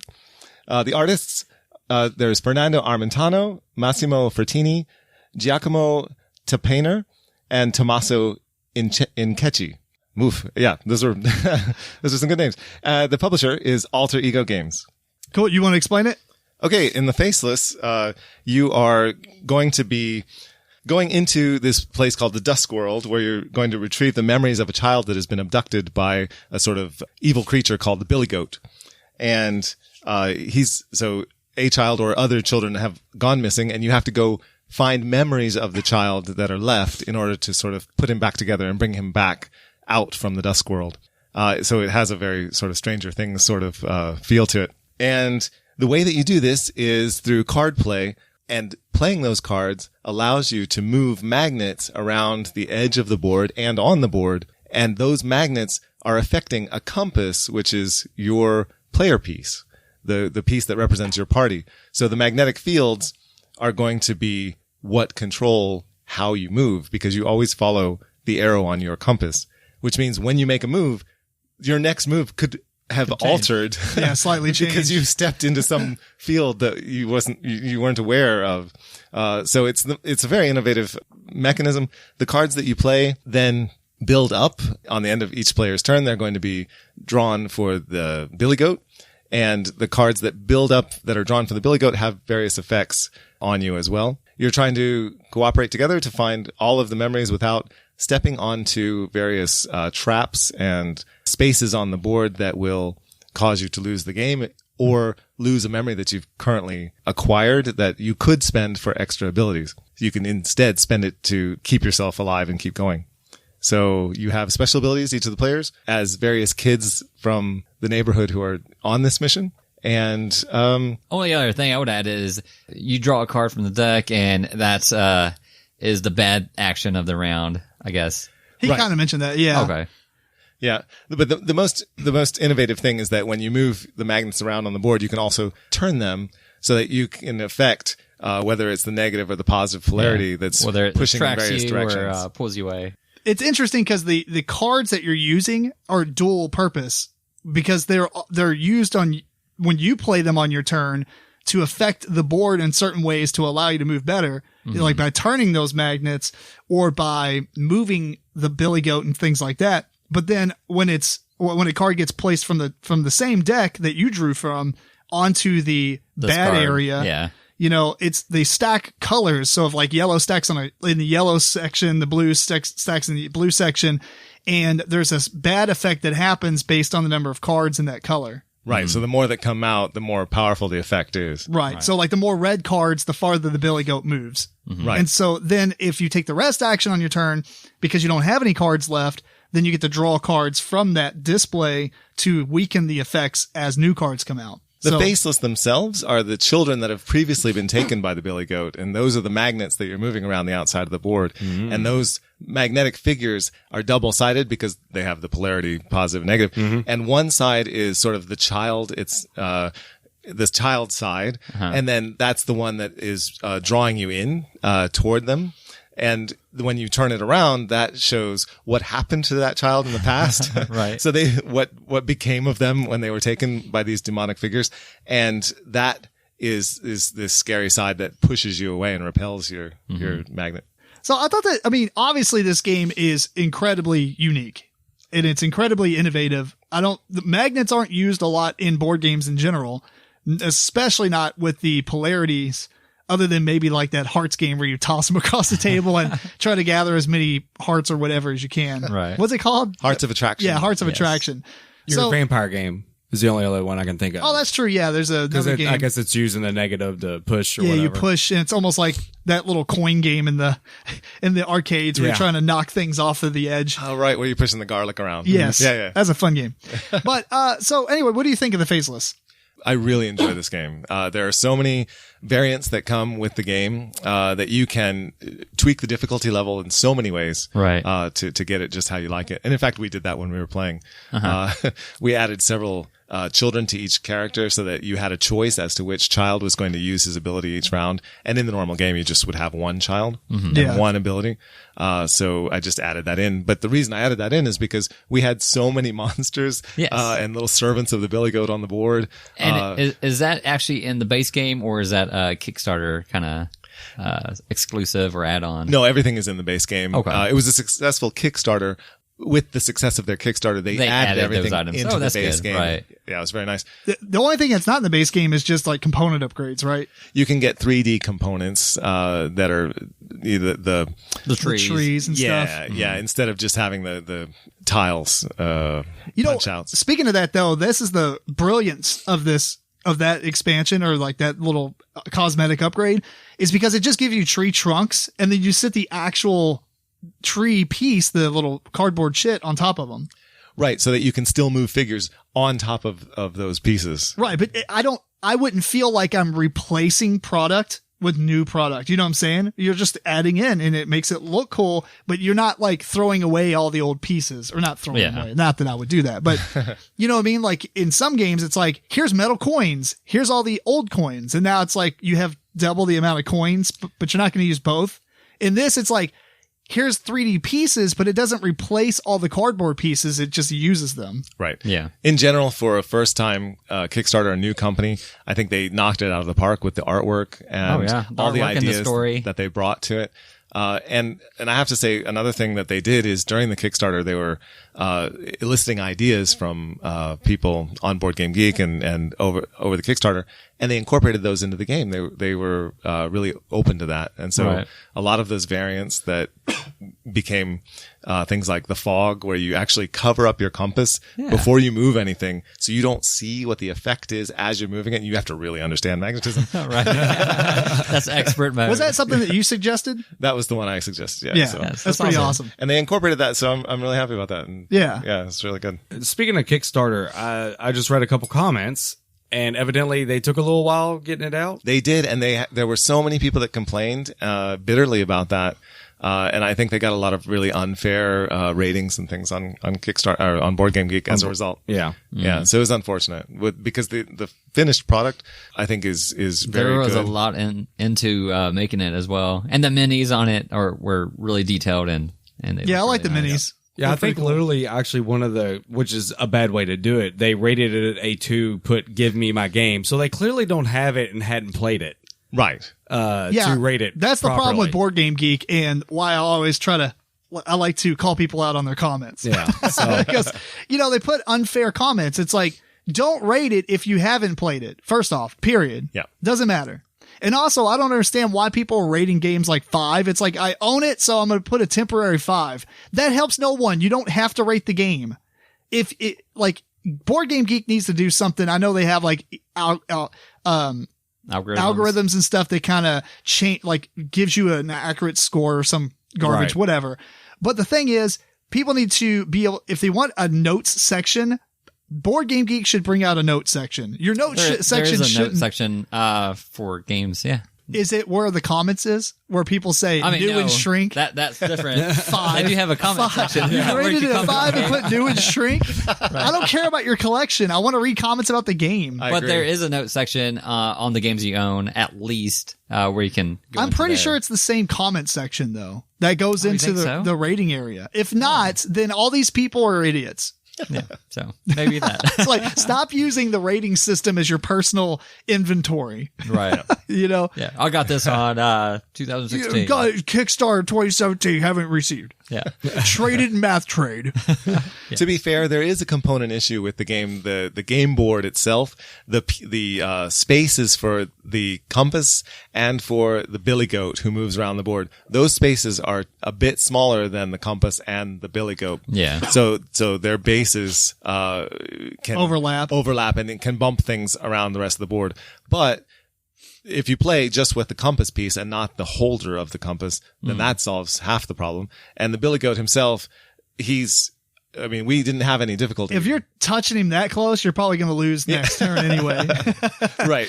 So it's absolutely playable, and it's unique enough that it's worth that small irritation. Yeah. It would be nice if they came out with another board. I think they could just print a larger board, maybe attach it to one of their new Kickstarters.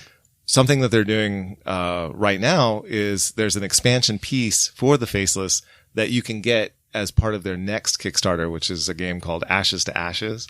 What is really good about the way they did it is they said, if you back us for just $1 and then in the Pledge Manager, send us 10 more, we'll send you this extra component, this extra magnet component and rules for this piece. You don't have to get the full Ashes to Ashes game. Oh, That's wow. pretty cool. So they're kind of addressing that with the new. Yeah, and I've seen plenty of other companies say, you have to buy our whole game to get this Right. Yeah.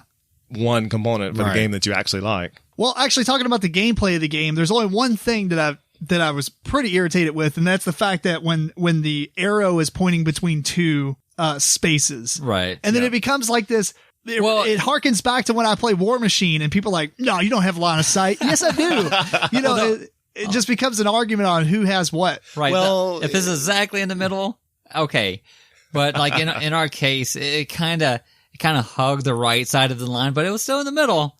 So how kind of, you get to kind of determine if it's in the middle or right. I think personally, the rule says if it's on the line, you decide. It does. I think that it shouldn't. It should always say that you move to the space closer to the billy goat. But be Billy hard. Goat is making you go away. What? No, the billy goat is trying to kill you, and you're. Oh well, yes, but I mean he is. But what I'm repelling saying you, He does is what I'm repel saying. you, that's in Yeah. most co-op games, if you're going to have a question about the rules, you always err on the side of the game. This game is hard. I mean, yeah, but Okay. I don't know. I mean, you could, absolutely. House rule. I'm in favor. Or have a token that every other turn you flip it and it says left or right, and then it this just time auto it's gonna go decides left. for you. Yeah. Okay. Or something like that. But the arbitrariness of needing to decide as a team, it happened way more often than I thought it was going to. A few times, And that's partially our fault. sure. Because we couldn't set up the magnetic fields in a way that made it, we can definitely get to where we need to go. Right. The best we can do is maybe get it to the line. I mean, that's never fair, get to but choose. I mean, that's kind of the game too. I mean, that's like, that was yeah. the cool part about it. But maybe instead of like turning it as slightly as you wanted to, maybe there should have been like, you had to turn it in like 2 millimeter increments. Maybe that would have solved it. I doubt it. It'd be pretty fiddly. And Right. That's true. it'd be a probably hard would. call to be saying, That was only one. you'd have the same problem. It'd just be smaller lines. Yeah, that's true. Anyway, that was a minor thing, but it did happen more than I thought it was going to. You know what I'm saying? I mean, there was probably 4 or 5 times in the same game where it happened, and we were, which one is it? Which one is it? Well, let's just go with this. Yeah, we kept underestimating the effect of our magnets because the billy goat being right there on the board has a much stronger effect than some of the other magnets that are farther away. Yeah. And even though this part worked, I'm usually not a big fan of it. So it was okay. But I don't like games too much where co-op games where all your information is available. Just because, and our group was fine, Right. but the alpha gamer of I know better than you because I can see all the information could really overwhelm some people. Maybe, but I think in this one, a nice balance to that is the fact that you might be able to see everything as far as cards go. But you don't know. You don't see the magnetic fields. That's You don't- true. Yeah. And I feel like that's why it wasn't as impactful Yeah. of a thing. Because normally when we play co-ops and all the information is on the table, it's like, all right, who's the best thinker? Just tell us how to play. Right. Yeah, math out. Yeah, math it out for us. Thanks. We could play with iron filings and just sprinkle them all over the table. Who's got a strong belt? What is going on? The magnets are messed up. It's funny. I wonder if you're going to ever have something that's on the table and interferes with it. If it's a magnet. That's true. Or a screwdriver. Polarized screwdriver. Yeah, they do say to rub the magnets against the compass before you start the game so that the polarity is correct. Yeah. Yeah. Cool. So I would say it has a weird, to some extent it was too easy. And then another extent it was like kind of hard or maybe random because your first step, that's the easy part. You know, you get to move some sort of magnet, turn it how you want. You could always like take the first step wherever you want. Right. Oh, yeah. We should say that each of the cards has a number, and that's the number of steps you have to take. Right. So you have to take. Sometimes you have to move 3. You don't want to move 3. No, you because that third step is probably random. Because you think you might know. You know, I'm going to move over here, and you're like, all right, since I'm moving over here, I'm going to be pulled to the left. But sometimes you're pulled all the way to the right. So yeah, it can just really surprise you. So I'm not sure on how much I like that randomness of, you know, the moving in 2 or 3. Yeah. But your first step is always, you know, easily to be swayed or determined. I'm really interested to see with more plays how much that is not actually randomness, but just a lack of knowledge. Because right. once you That's get what it really is. good, it's like playing pool or something. You know, after you know where to shoot it or where to hit those magnets. Right. And then that's where you go into the fog or the little cap that you put on your compass. I hope we get to that point someday. Yeah, one time. I wonder if it's going to get to the point where the nightmare mode. It depends on how much you rub the magnet to polarize it. You know, now, Art, I know that 6 spaces away from the billy goat, but the next game it's only 5 because we didn't rub it as much. I don't know if that's a thing. It's science. But that is probably one aspect, you know, if a magnet is so far away, it's not going to have any effect on our compass. So, you know, that's something that you might know from messing around with it or after a couple different plays. Yeah. I like the artwork, by the way. The artwork's awesome. I don't like the box cover because I don't like box covers that doesn't have the name on the front. You're talking about the box cover that's shown on BGG? Yeah. Okay. Is that not it? Well, it's not the box cover I have, so no. I couldn't really say. Maybe I didn't see your box cover. No, I saw it. I posted on. No, okay. It says the fine. Faceless. Yeah, I don't like the image. Like, the image is actually really cool if it just said the Faceless on Board Game Geek, but the actual box cover, it does say Faceless. You're right. Yeah. I remember this now. Yeah, that's a better picture on the box that I have. So I'm not sure where they got that and picture. I know your box has a BGG. sleeve as well. Was that the sleeve cover or was that the actual game cover? They're the same. Okay. They're actually the same. The sleeve is just black and white. It looks like a black and white television. Oh, okay. Yeah. I remember that now. Yeah. Yeah. Well, the last thing I've got is a disappointment in the fact that I posted this on Board Game Geek. Or I'm sorry, on Instagram, and I did the hashtag magnets. How do they work? And no one has yet to comment on that. So anyway. I don't believe that's the full quote. We got no juggalos following us. I shortened it slightly for PG television. So anything else? That's why they didn't recognize it. Yeah, right. Just one quick thing. There's an app page or a web page that is called app.alterego.games. And on that, you can get some lore about the game.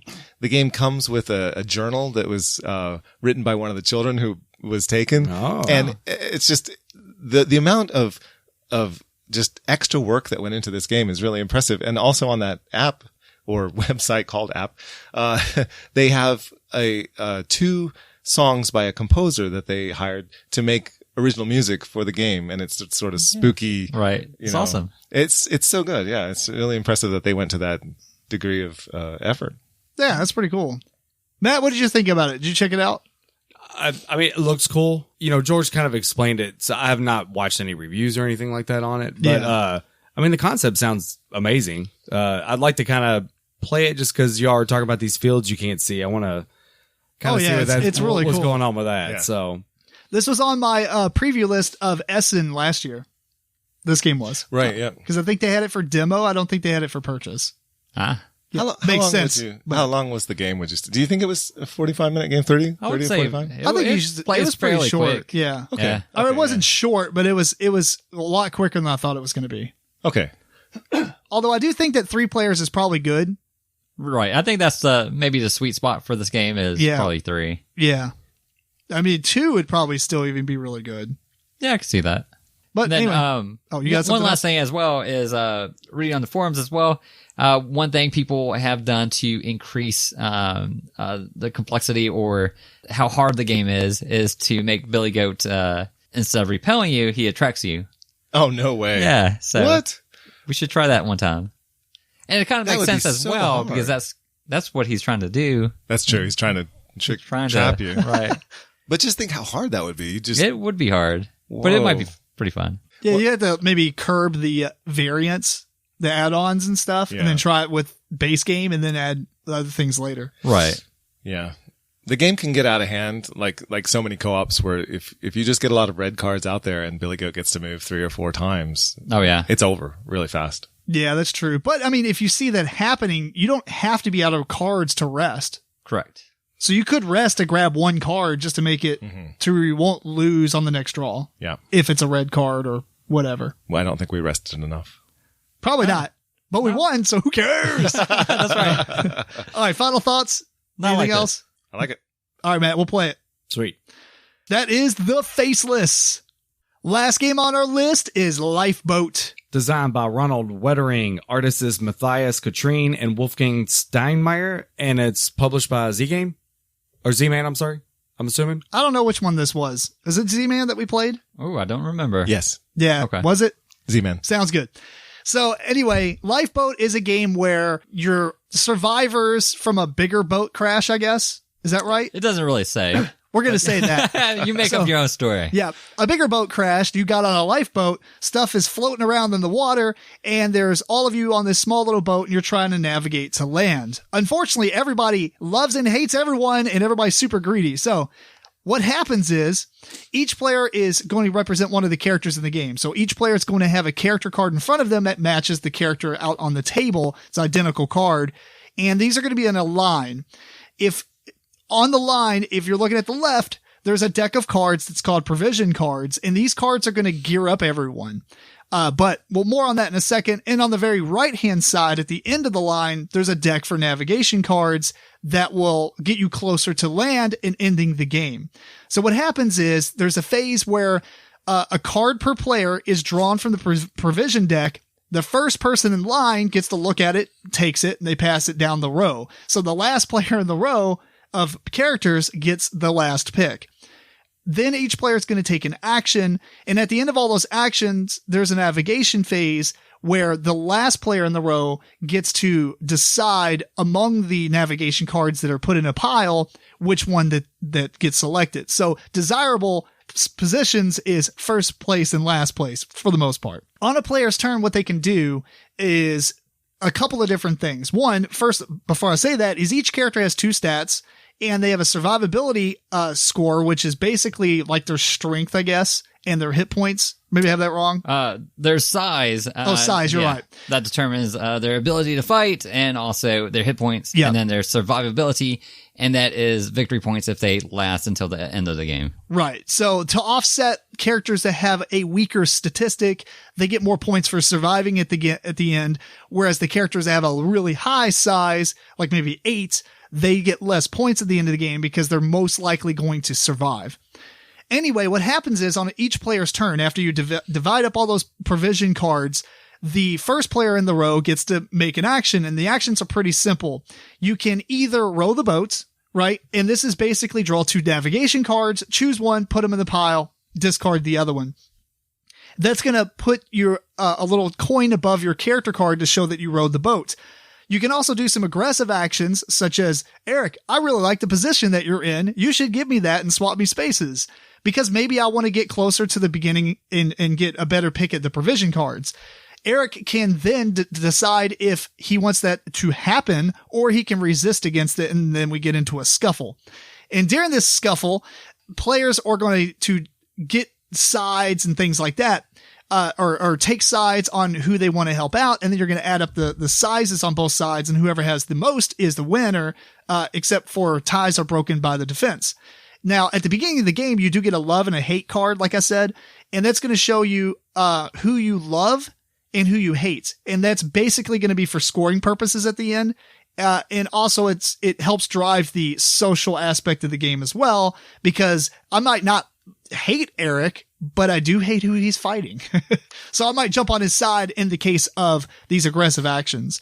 Now, instead of just taking a position, you can also choose to mug somebody and take one of their cards at random, or one of the cards they have equipped in front of them face up. And you're basically like, hey, Eric, I really like that ore you got there. How about I would never fight over that, actually. But let's just say, an example, you fight over that, then he can resist and we get into a scuffle again, or, and then all the same stuff happens, or he can just give it to me and nothing happens. Sometimes you want to do that because the losing side of the battle not only loses the item or their seats, they also take a hit point. And that includes everyone who joined in on that side of the, that team. In some of the characters only have 3 hit points, so 1 hit point is a lot, whereas others have 7 and 8. Anyway, everybody is there any other actions? You can choose to do nothing. Do nothing and then play some cards. It has an action on it. Yeah, those provision cards. So each person gets an action. You keep going down the line, and then after all the players have done their action, the navigator will pick up all those cards in the navigation, or if there is none, they're going to top deck the navigation card. And a couple of things will happen. One, if there is, or the top of the card says who goes overboard, maybe because of waves and things like that or whatever. And those characters will be sent overboard and they'll take a point of damage, basically, unless they have a card that tells it otherwise. In the middle of the card, it will have possibly a picture of a seagull.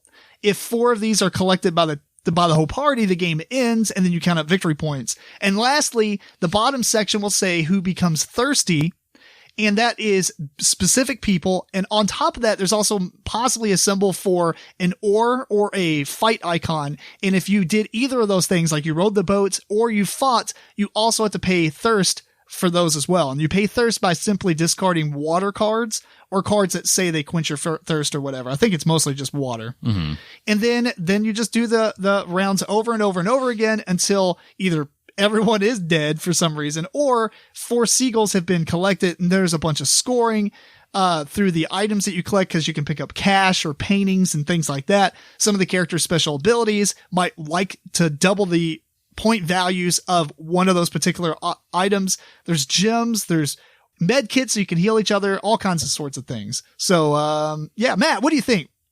Let's talk about this. I was worried when we started playing this because Tim got me a little scared that I was going to absolutely hate this game.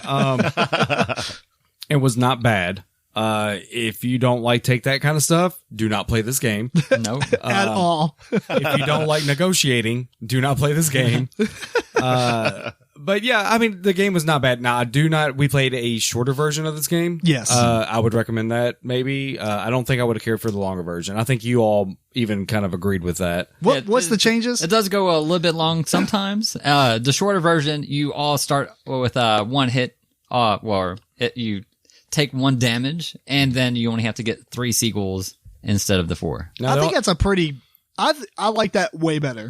I do as well. The only thing that's kind of rough with that is if you have a 3 hit point person, you're down to 2 from the beginning. But, that is what it is. Obviously, in a game like this where you have more hit points, I mean, the bigger person, I guess, is going to be a bully and just do their own thing. Maybe I should have just not fought back as much and just and let my stuff be given away. After I thought about it, I think the lower hit points are obviously meant to be played differently. Right. So, you have to play, you have to find out some good people to take your side, or it's all about that negotiation. And he's like, all right, this guy wants my card. I'm going to fight him off, but I'm going to give it to you if you join me. Right. Or, there's all kinds of different ways to negotiate, people being on your side. Right. Yeah. Or you sort of encourage the people that you hate to get into fights, even though you're not involved because you're a smaller guy, right? Mm-hmm. And you wait and you pick your moment to pull out that flare gun, and just blast them right at the end. Right. Yeah.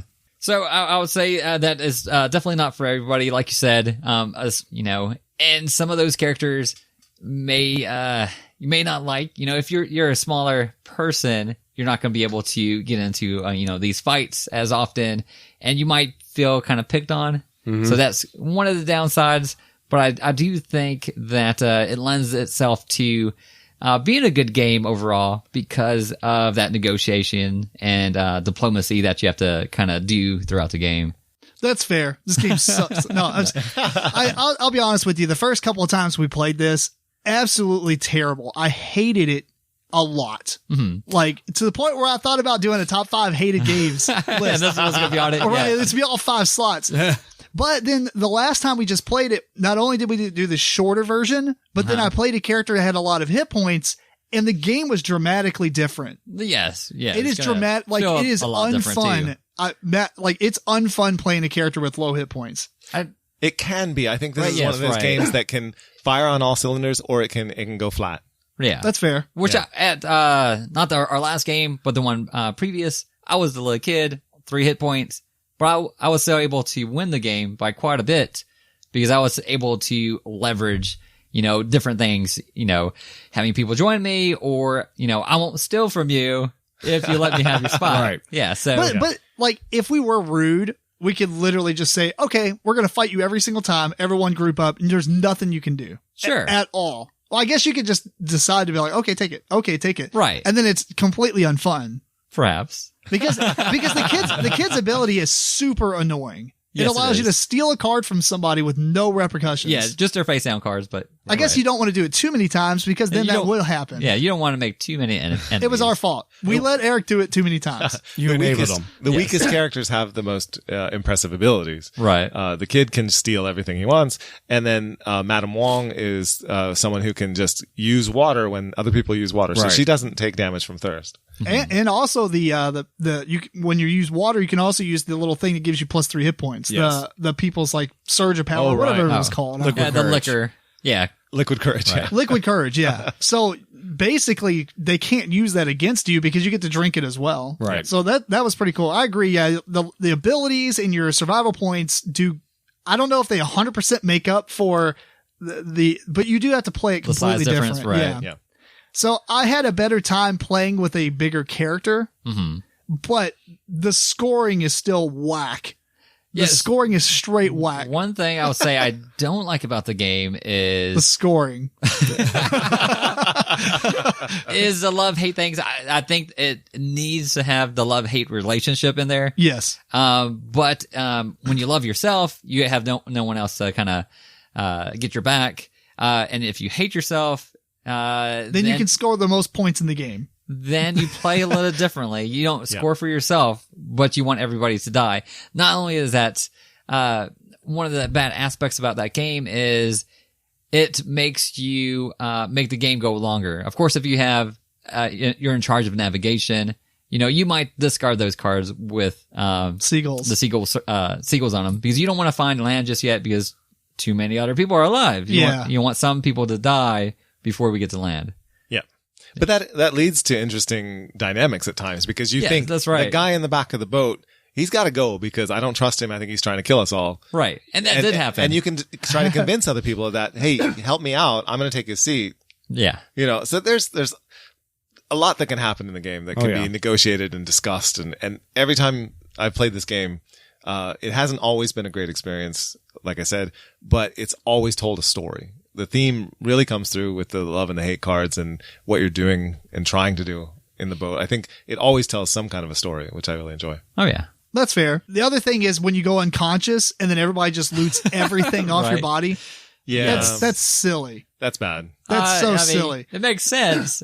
You can't resist. Making sense and translating your pockets and take what I want. But making sense and translating into good gameplay is a thing. You know what I mean? That's true. Like, I get it. Right. I'm unconscious. I can't say no. You can take all my stuff. But that's exactly what happens is one person goes unconscious and then who cares if you love or hate them? It doesn't, even if you love them, you're cool with them not having any cards because they can't beat you. And that's but they're not dead, so you get your points. Exactly, which is why you want to keep them alive. But they're essentially out of the game. They're essentially out of the game, right? Then they could still win, which is even stupider. Because if they were a masochist and like they go unconscious and now they're not a threat and then everyone else starts dying. Oh, if they're a psychopath, yeah. Yeah, and then if everybody just kills each other and you're the psychopath, then you get tons of points. Because they killed each other. And then now you're like, wee. Crazy things can happen. Whereas everybody else can. It does make it a different ways to play, which does add to it, but I don't think it adds enough to it to be good in the game. Yeah, the scoring's crap. Yeah. A large negative is the fact that for a longish game, it does have player elimination. That is true. But typically the player elimination doesn't happen until later on. Exactly. Yeah. Because there's no sense of killing play people pretty early well, at on. least. Right. You know, unless they're just being the kid and taking all your stuff. That character might be the only real target every game because it is incredibly annoying. Yes. I don't know. The other thing we did that I didn't really mention, we played with the weather expansion. Yeah, we have expansion 1, 2, and 3. But the weather one wasn't our favorite. Yeah. The weather one wasn't the favorite. It's just, it dictated too much. Right. Yep. And then everybody just falls in line with doing what it says. Uh-huh. Maybe there's some weird strategy to it. I don't know. But I mean, there was some good and some bad. it says like you take double thirst when you row the boat. No Right. one's rowing the boat. Exactly. So way to go. The game's another round long. Right. Yeah. Probably. There is expansion 2 and 3, which does both of them add one character and some other cards that you put into the decks. I think those were fun. Right. Yeah. I agree. The weather deck is one of the weaker Yeah. parts, for sure. Well, cool. Anything else? I think we hit all the topics that we were talking about for it. All the bullet points. Sorry. Yeah. It's re-implemented by the same designer, Jeff Ziadek, in his next game, which was Desert Island. Did you play that? Yes, and I think it solves some of the issues that that Lifeboat has for some people, because instead of just being a boat where the front and the back are the only important parts of a boat, apparently, this one, you're on an island, so every spot on the island is a location that has a power. So you decide where to go and you know, you push people out of a place because that's the place that heals you, or that's the place where you get bananas. Oh, that's pretty cool. Yeah, it Do you adds have that to the one? game. Yes, Oh, we should play that. we should. All right. Any final thoughts? Last things? Blah, blah, blah. No. Overall, I liked it. Like I said, not for everybody. Some people are not going to like it, and it might also change, you know, depending on your playthrough, which characters you might have, and depending on your play style. That is true. It really depends on what comes out and what character you get, if it's going to be a good experience. Sure. Well, I guess it could just be, there's a lot of fun. I laughed a lot. Right. And I think it kind of lends itself to But- that. Yeah. But You're at times laughing at other people's expense. It can be a Yeah. pretty Yeah. salty game. Some groups might need to fill out that friendship contract before the Right. game starts, that they're not going to hate each other afterwards, Yeah. because they can get that brutal. Well, anyway, that is Lifeboat. Okay, so for the major topic of this episode, we are going to go over a lot of games that are being released at Origins Game Fair 2019 and just talk about them. We're going to try to go over the games that you can purchase there, although the list is not as complete as it will be in a few weeks. But the longer we wait, the closer it is to the con. So we have to do it at some point, and we're bi-weekly, so it just makes sense to do it now. We might add some games on here in 2 weeks, which will be pretty much, that release will come out at the beginning of the week of Origins.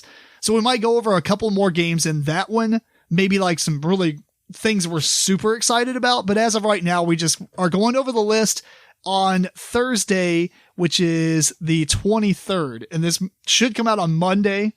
And so there's a couple of days, so there's going to be a lot more games added. Even just today, I think there was like 36 games added throughout the day while I was at work. So I had to end up, once I went through the whole list, I went through and sorted by recently added and went through those. And I didn't have anything new to put on there, so that was good. cool. Nice. Yeah. If you are going to Origins, we should just plug this real quick. Some of us will be there. Matt has yet to decide. Yes, I have not decided. Okay. Matt may be there. Eric and I will be there. And George will be in bed.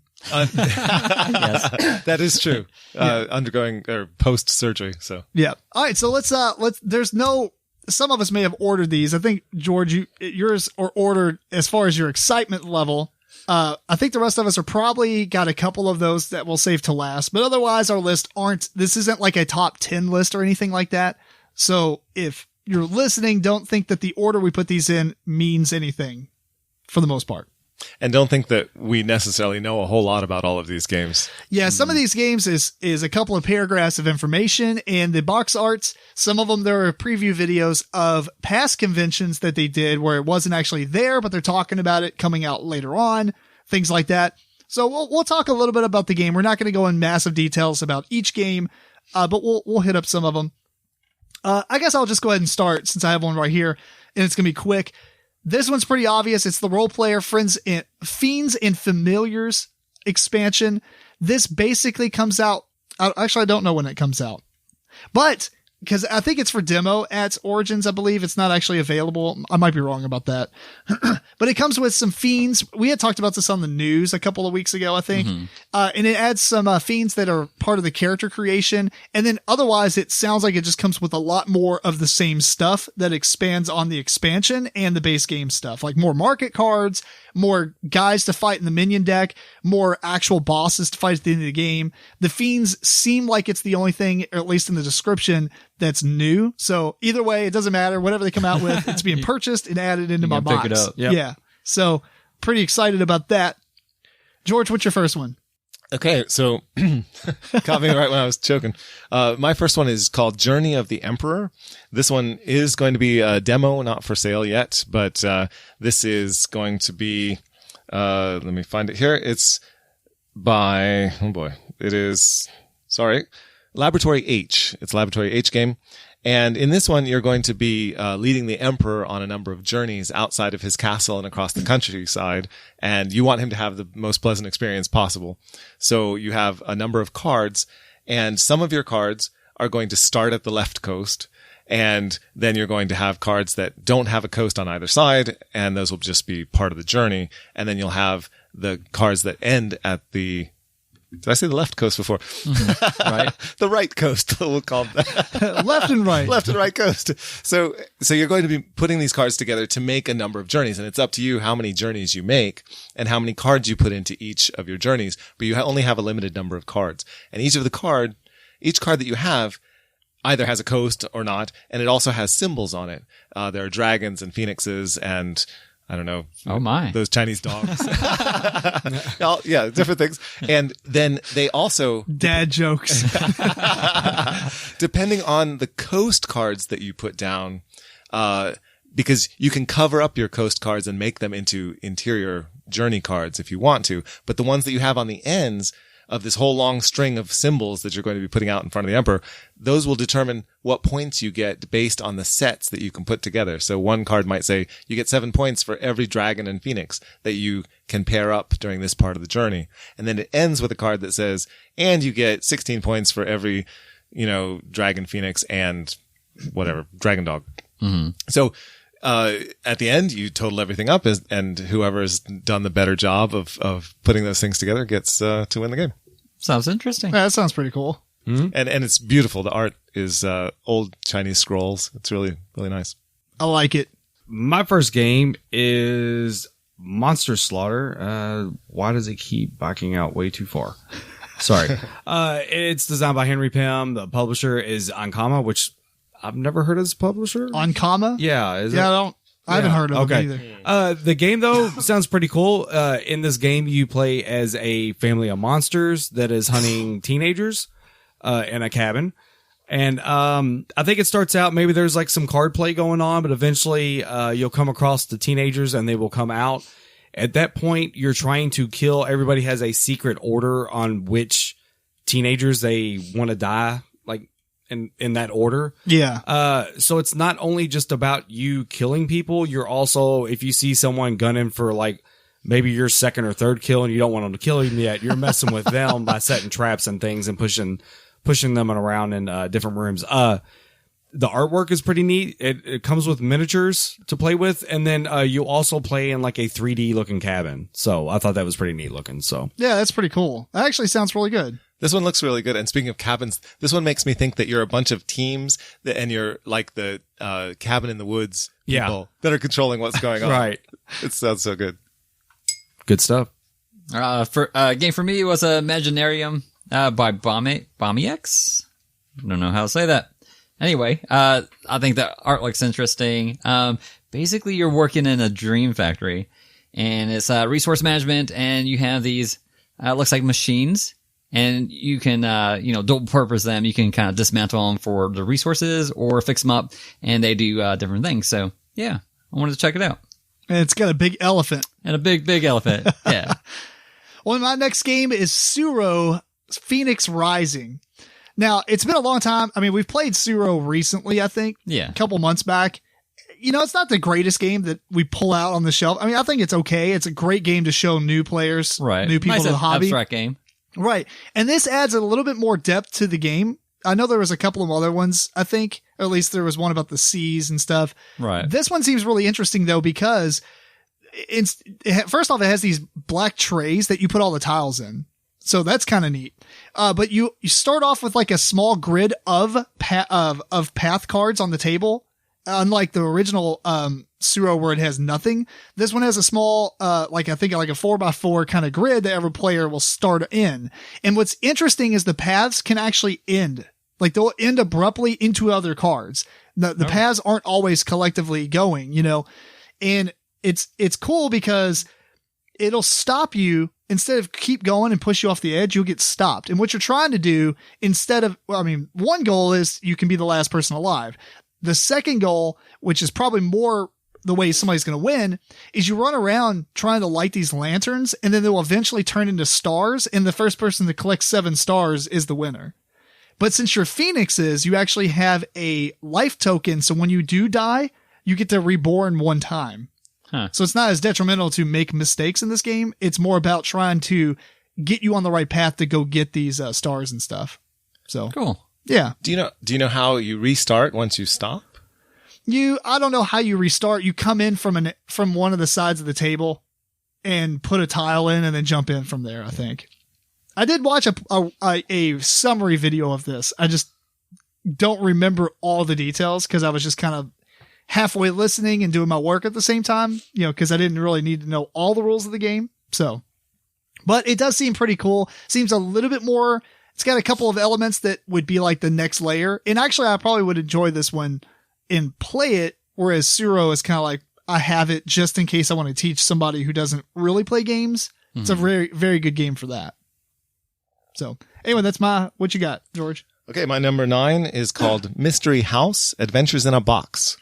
And it's kind of a strange name, but this one, I don't know a whole lot about it. I know that it's by Cranio Creations, and I like a lot of their things.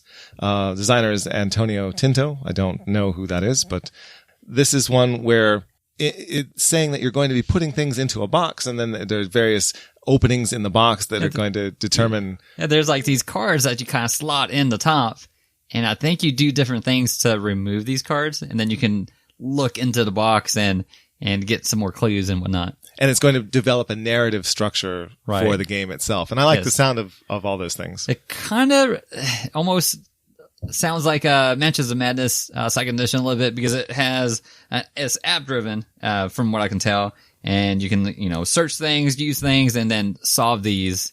It's kind of like an escape room almost. Yes, and there are 2 missions. Or adventures. Mm-hmm. I guess they're adventures since it's called Adventures in the Box. Adventures that come with the base game. So they'll be adding more as it goes. Yeah. What you got, Matt? This, every time we do this, I'm sure this company will bring these out. So I'll probably always have one of these. Sorry, just real quick. That one was also for demo, not for sale. Sorry. Oh, gotcha. That's fair. Yeah. So, at Cosmos Games, they have their wonderful line of exit games, which is pretty much like going into an escape room. This time though, they have, the Catacombs of Terror, which sounds really cool. Ooh. The only difference is they're advertising. It evidently has 2 adventures in this one.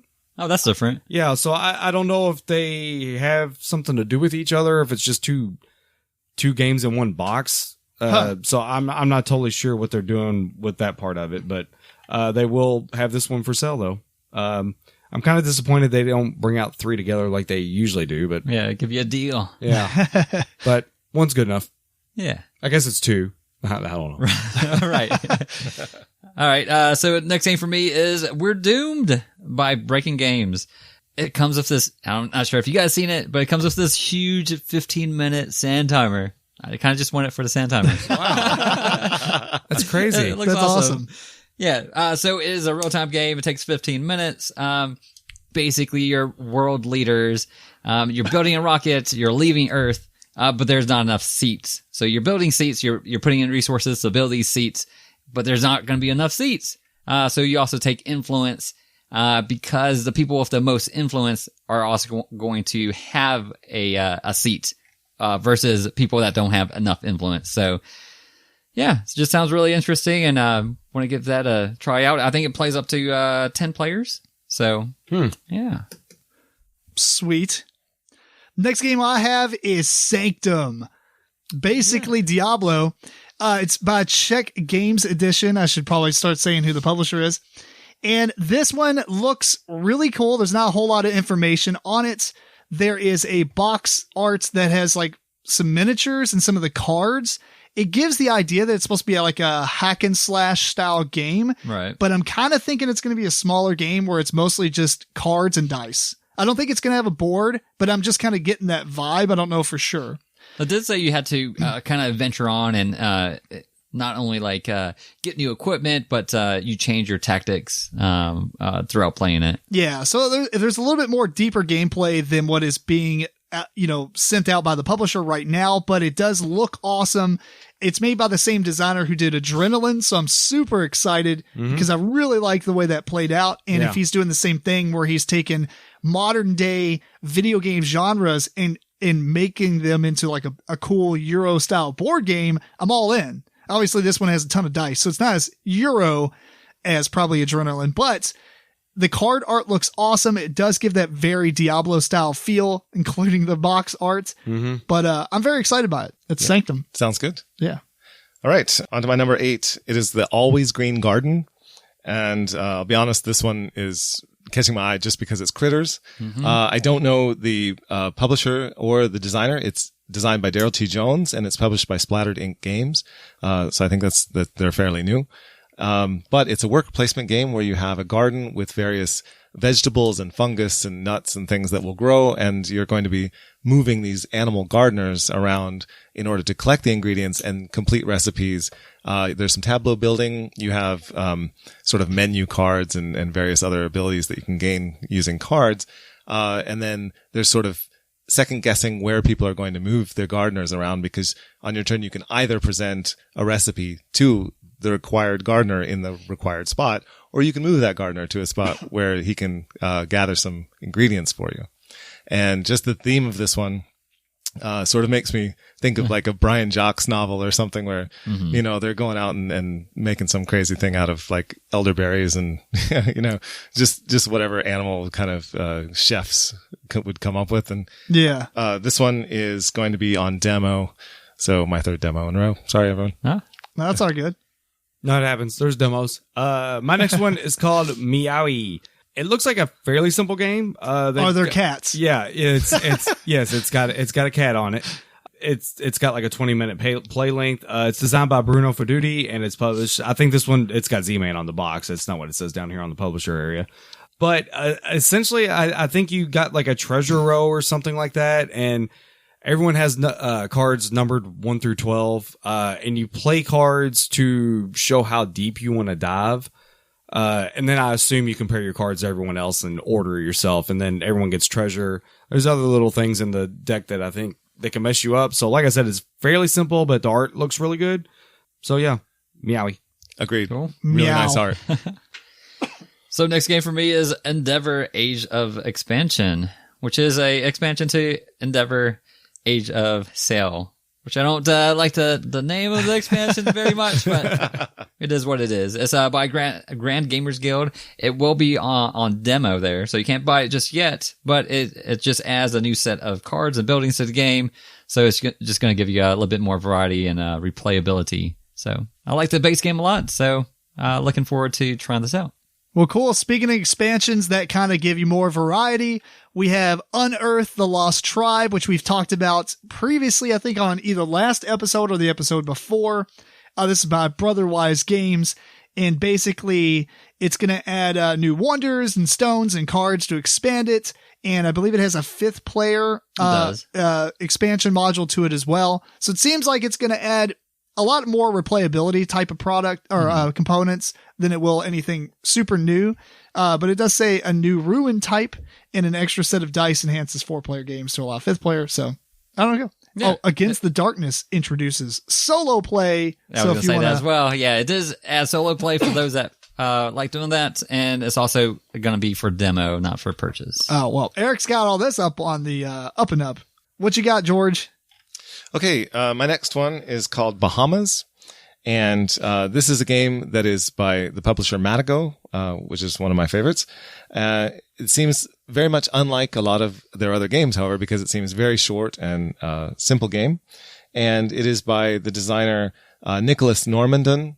And I know he worked on City of Horror as well. At any rate, this one is a game in which you're flying a getaway plane over the Bahamas, and you are a group of thieves that have to bail out of the plane, and there's only enough parachutes for all of you minus one. So it's that sort of a game where you're going to be drawing cards off of a deck and rolling dice and drafting the dice to do things. And those cards will let you get cash cards from the deck. They'll let you take them from other people. They'll let you do your special powers. Everyone has a character with a special power.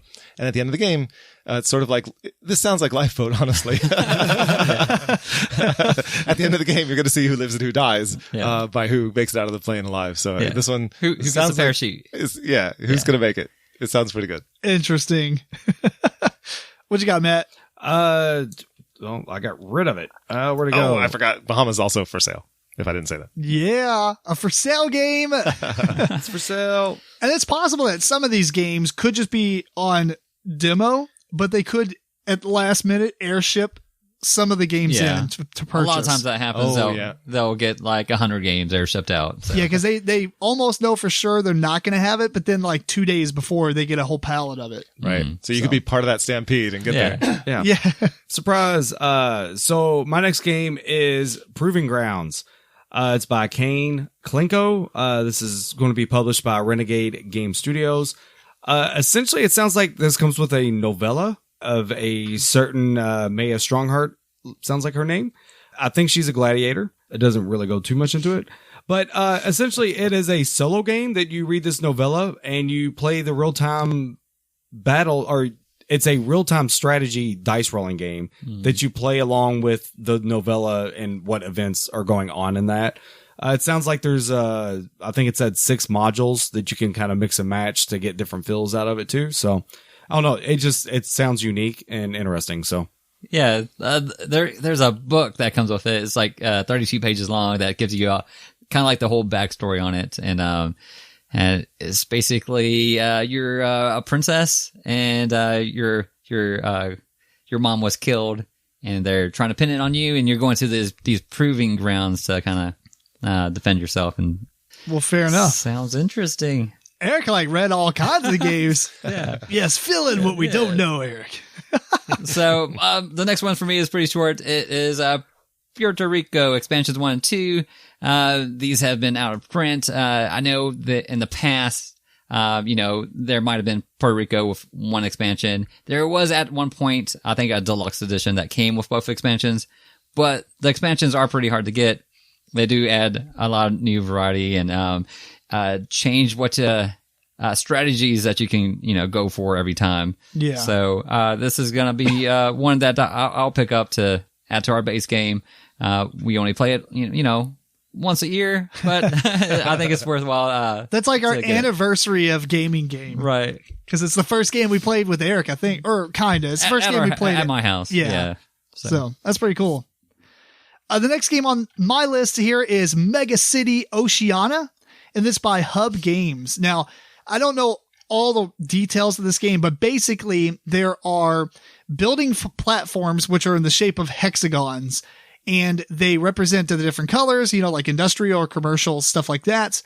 But the game has a dexterity element. So you're going to get all these, there's a huge bag of all these weird shaped pieces, and you're kind of building, like you get a card and it's like a building contract, and it tells you what pieces you need to build this stuff on this platform, and you do it in front of you, but then it sits there until I guess your next turn or something, and then you get to slide it into the city. Huh. But that's the dexterity element, is making sure you don't knock all this stuff over as you slide your stuff over. So it ends up making a really cool city look. George probably look at this. Oh yeah. Yeah. Here, I'll turn it around so y'all can see this picture if you didn't see this game. So you're building this really cool city. Now I'm interested with all these pieces. Yeah. This is definitely a game that if you're listening to the podcast, go check it out and look at the pieces, because when I mean there's a lot of really cool stuff. And the pieces are different colors, and it represents like concrete and glass and stuff like that. So certain buildings need certain pieces. So I don't know. It looks awesome. I'm pretty sure this is going to be a really expensive game. It does look really good. And I'm not usually into city games, but this one has got my attention now. Yeah. It's the picture. So Nice. What you got, George? All right. My number 6 is a game called Tricky Tides. This is a game that I had up on my screen a second ago. Here we go.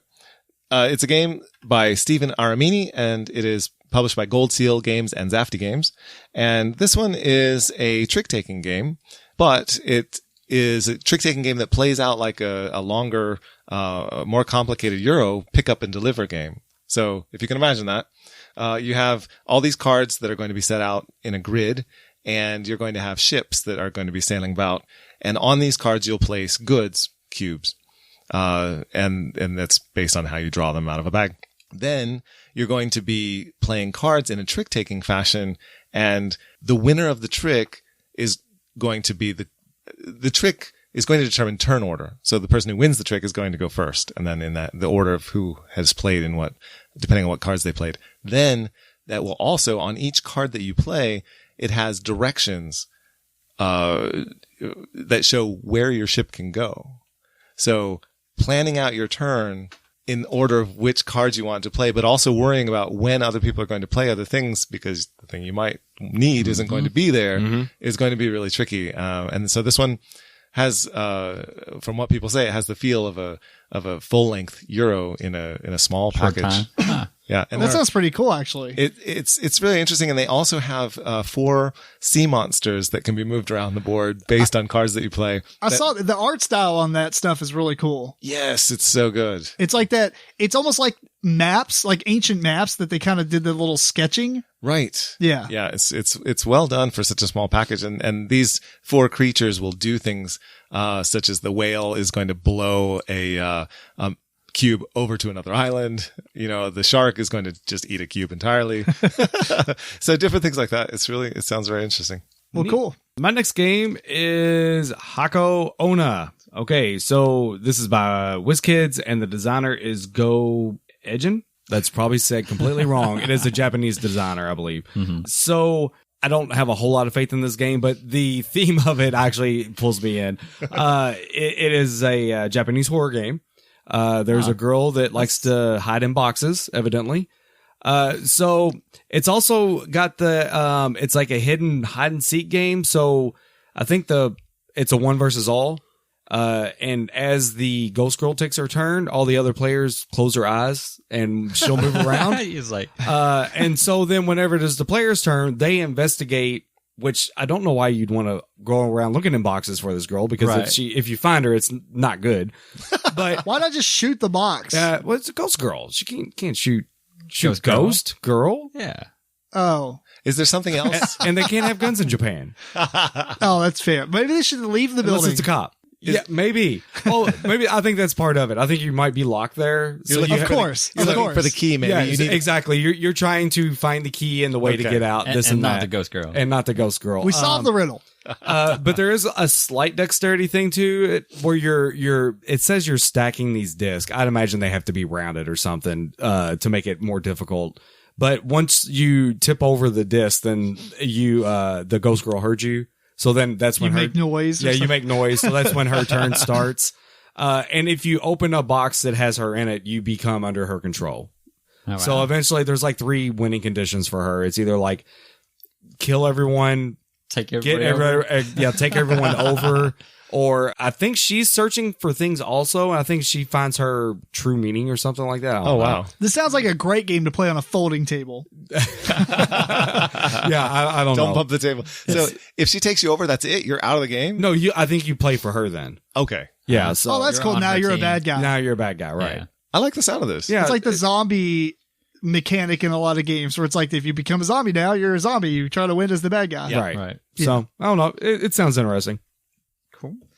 So What you got, Eric? my game has something like that as well. It's called Finger Guns at High Noon. Oh, God. So it's a party game. It's by Indie Boards and Cards. Pew, pew. Yeah, party game for 3 to 8. So in this game, you're trying to take other people out, be the last person alive. So you can shoot them. You can use dynamite, and there's all these little finger symbols that you will do during the game. You can lasso to get an ally to help you out. And they do different things. You can also, do a couple of different heals. I think it's like 2, 3, or 4 health.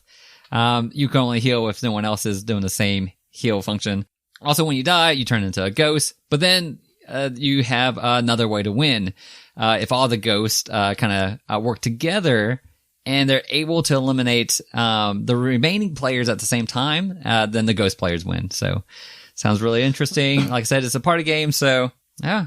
It plays up to 8 people, so want to check it out. The game I've got on here is another expansion, but it's an expansion for a great game that's Luxor, The Mummy's Curse. This adds a 5th player of components, and it has 4 modules that you can kind of combine in. Pro tip, add them all. So you got... These are independent of the Queenies. Yeah, okay. These are completely separate. So it has special adventures, so where each player will choose one of 8 special powers at the beginning of the game. They use that for the whole game. It's just like player powers, I guess. There's new treasures. So there's a 4th type of treasure that has new rules and set collections for it. There's equipment cards. So from what I'm understanding, instead of getting like a starting hand of cards like normal, you're actually going to get a starting hand of like equipment cards. But those, as you use them, will go back into the deck and you'll shuffle them and you can get them again later. So that sounds pretty cool. I don't know what they'll do. And then there's the Mummy, who's moving around on the board, and as you play Osiris cards, with the 1 and 2 and 3 eyes or whatever, it's going to move the mummy that many spaces, and if it comes in contact with a player or crosses a player, that player will go into a deep sleep and has to wake up. But because you're the person who moved the mummy on top of them, you get basically a token that gives you a special ability, and I think maybe victory points and stuff. So it sounds like it's got a lot of cool stuff. I am very excited that it has a 5th player. Again, this is again by Queen Games. Same company that did the first one, obviously. I don't know if there's ever been an expansion. I was like, we're going to make an expansion. I guess if they bought the rights or something. But anyway, that's what is it? The Mummy's Curse. Super excited. Looking forward to that one myself. Yeah. Okay, my next number 5 is called One Key. And this is by the designer Letelier. Oh boy. Anyway, publisher is Libelud, and they always have great games. Yeah. So I'm excited about this. And this one looks like it's a very Codenames sort of game, and I know that's people are probably getting tired of that comparison by now. But in this one, it's sort of like Codename Pictures, but all of the pieces are in color, very well done. They're not sort of the slapdash art of Codenames Pictures. And there's like little universes on each of these tiles. There's all kinds of crazy things going on each of the tiles. And from what I gather during the game, you're going to be indicating it's a cooperative game. You want people to figure out which one of all the tiles is the key. And you're going to be indicating a strong affinity, a medium, and a weak affinity to clues that you indicate. And then sort of, I guess, Dixit or Codename style. And then the team is going to eliminate. And if they get down to the very last one and it's correct, they've found the key and they win. Otherwise, they eliminated the key, they lose. You all lose. Fair enough. Sounds like a good party game. Yeah. Sweet. It's also for sale, as was Tricky Tides at Origins. Sweet. My next game is called Cartographers. It's designed by Jordy Aiden, published by Thunderworks Games. I don't know a whole lot of the gameplay in this, but I have looked up pictures of it. The artwork essentially looks like Role Player. I would assume it's probably same artist if I had to take a, quick jab at it. Yeah. But essentially it sounds like this is a kind of pen and paper game. I think you kind of got like a grid or something. A roll and write type of game? It says line drawing, paper and pencil, fantasy territory building. Interesting. It kind of looks like the old dots game you would play. Like you were drawing where you're doing squares and stuff. And this is the one that's in the Role Player universe, but it's not an expansion for Role Player. Yes. It's in the Role Player. A Role Player's Tale is what it says under the Cartographer. Huh. So it has something to do with, same universe and everything. Players are 1 to 100.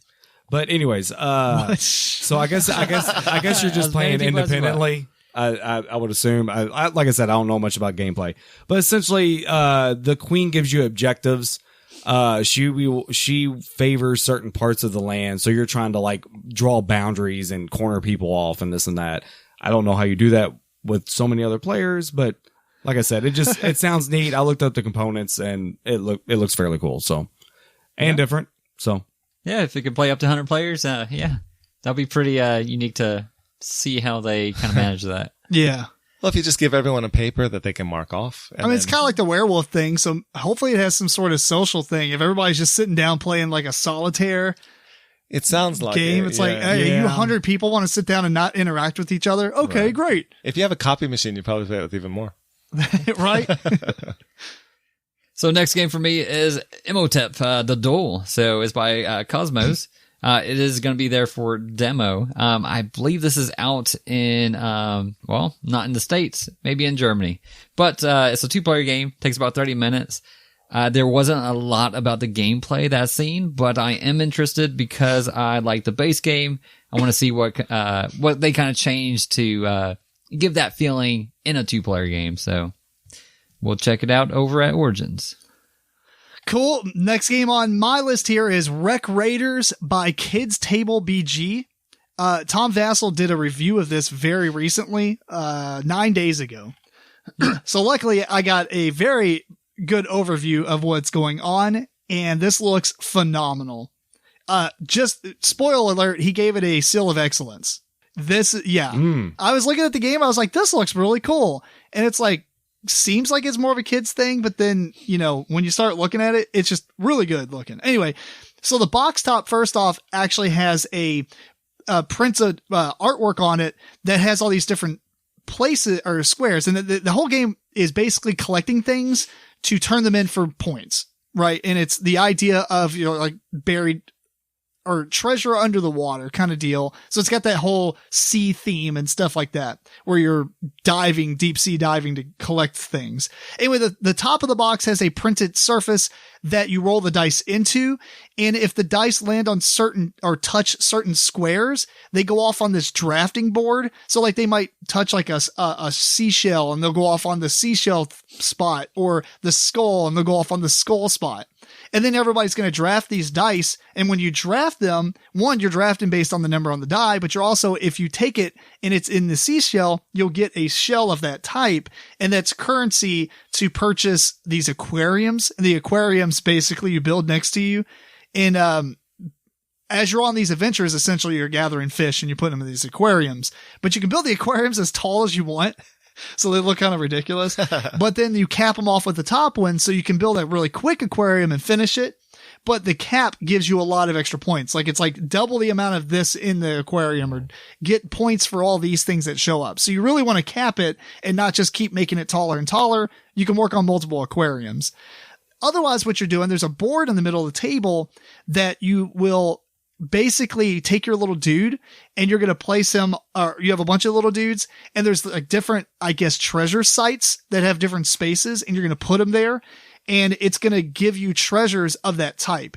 And then you're going to take those and put them on display in a museum, which is a player board in front of you, or you're going to flip them over and put them on this grid, and this grid's going to basically give you points based on certain parameters, like if you have all the same treasure type in a row or whatever. And, it seems really cool. It's like just draft, collect things, turn them in for points, and I don't know, it just touches all the things that I like. So it looks, really cool. I was thinking that too, that there's a lot going on. It seems like all of it is good. Yeah, it's like phenomenal looking. So I was very excited when I watched his review and he gave it a seal of excellence. I was like, I'm on this. This might be one of my top 3 games I buy. I'm pretty sure it's going to be there. Yeah. My number 4, I'm pretty excited about. It's called Letter Jam. This is one that's only on demo, unfortunately, but it's by Czech Games Edition. I almost always love everything they do. And the designer is Andra Skupy. And this one is a word game, Letter Jam, you might guess that, but it's a word game like Hanabi, where you're going to have a number of letter cards, and when you are able to look at one, you don't look at it yourself, you show it to the rest of the people around the table, away from yourself. And the only way that you get to do that at all is there are cards that are going to be face up on the table. When it's somebody's turn, they'll make a clue or sorry, no, you do show your letter to everyone. Then somebody around the table is going to make a clue by taking numbers and putting them down in front of the letters to make a word. So they have to use the letters that are available, and they're going to incorporate your letter as well as one of the letters numbers in that word. And then you're going to try to figure out what it is. Right. Deduce it from that, which doesn't sound very difficult, honestly, but I haven't played the game. So, and as you go on, you have to learn what all the letters are that are in front of you. Right. And at the end, you have to make a word out of those and scramble them into a word yourself. And I think it is a word. Everybody starts off with a word. It is app driven. Yeah, and it's scrambled up by the app, right? Right. Yeah, so I'm hoping that this game will be hard enough. It probably is. I probably don't grasp exactly how difficult it is. They also do. You can choose how long everybody's word is to kind of make it harder as well. You can do a 3-letter, which is not going to be as hard, or you can expand it out to more and more letters. Right. But I'm just thinking that if you're able to put every letter out there except the one that the person's supposed to figure out, how hard is it to figure out what one letter out of a word is if you erase one letter out of a word? Do you know what I mean? Right. Yeah. So if it's it's like cars, like C, and but there's going to be some words that maybe you didn't realize there could be like 2 different letters or something.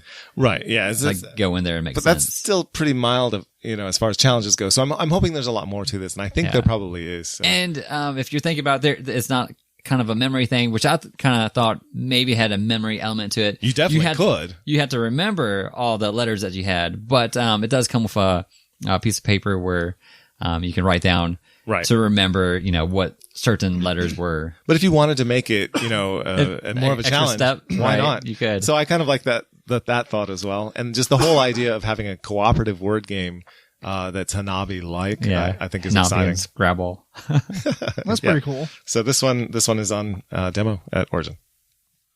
My next game is Dark Domains, designed by William Baldwin, Jeff Horger, Carla Horger, and Joseph Roush, published by Laboratory H. These are good people. Yes. By the way. Yeah. This is for pre-order. It's a big game. It comes with lots of components. The thing that attracted me to this is you are in a city and essentially you're working for a necromancer and you're using lots of minions and bad people to drive all the good people out. I like the fact that it kind of uses tarot cards and stuff like that. It's essentially, I think it's a worker placement and dice rolling is what it says. But I just like the fact of being evil and doing mean stuff to people. I'm tired of rescuing everybody. I want to do mean stuff. And you want to do it better than the other game.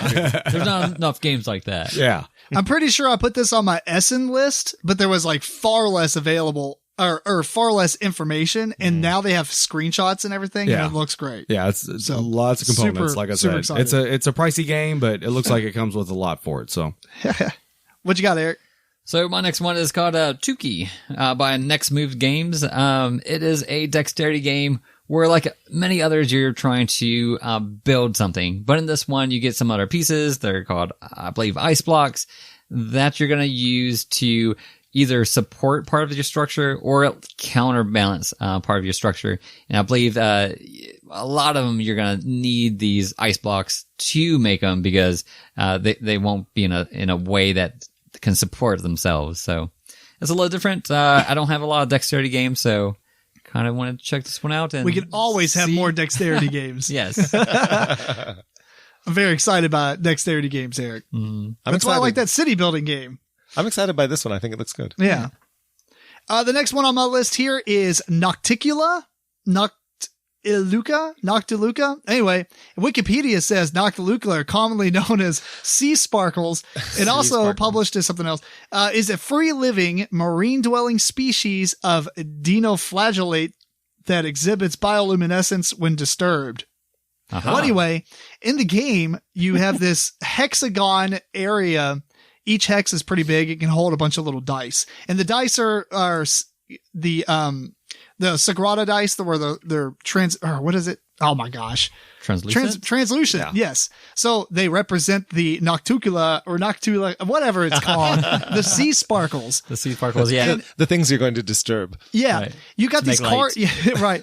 You seed the table with all these different dice. It's like a big hexagon grid, except for the hex in the middle is blank. And you have all these cards in front of you that kind of reminds me of Potion Explosion, where you have a bag of water that you're trying to put specific colors of these sea sparkles in. That is what I'm going to refer to them from now on. They should have just named it Sea Sparkles. Yeah. But to get them, what happens is you take a pawn and you set it on the edge of the board, and then you say a number, and that you have to draw a line in a straight line across all the hexes that you can go, and you pick up all the dice of that number. So if you say 3, you pick up all the 3s on every space in the row that you're going in, and they might be different colors, obviously. And so then you're going to put them on these cards to fill them up. But if you can't place them, so say you say 3 and you get like a bunch of blues and a yellow or an orange, and you don't have anywhere to put all the blues, but maybe like you needed like 3 of them, but you got like 5, then the rest of the dice that you grabbed extra get passed in clockwise order. So you want to be efficient with what you grab. You don't want to just grab what's the most there. Right. Because if you do, then you're going to pass them along to other players, and it's going to help them collect or complete their cards. Okay. So seems like a fairly short but sweet puzzly type of game. It says it's 30 minutes and it's best with 2 players, but it plays up to 4. So looks pretty cool. It's by Z-Man Games. It is attractive. Yep. Yeah. All right. My game, next one, number 3, is called Inuit the Snowfolk. And this one is designed. Oh boy, it's published by Boards and Dice. That's good enough. It has a lot of designers. And this one is actually a reprint or a remake of a game which I completely missed in 2017 called Natives. So I don't know that game. But I can tell you that this remake has amazing art, and in the game you're going to be drafting cards that show various Inuit people, and also things that they hunt and items that they use, things like that.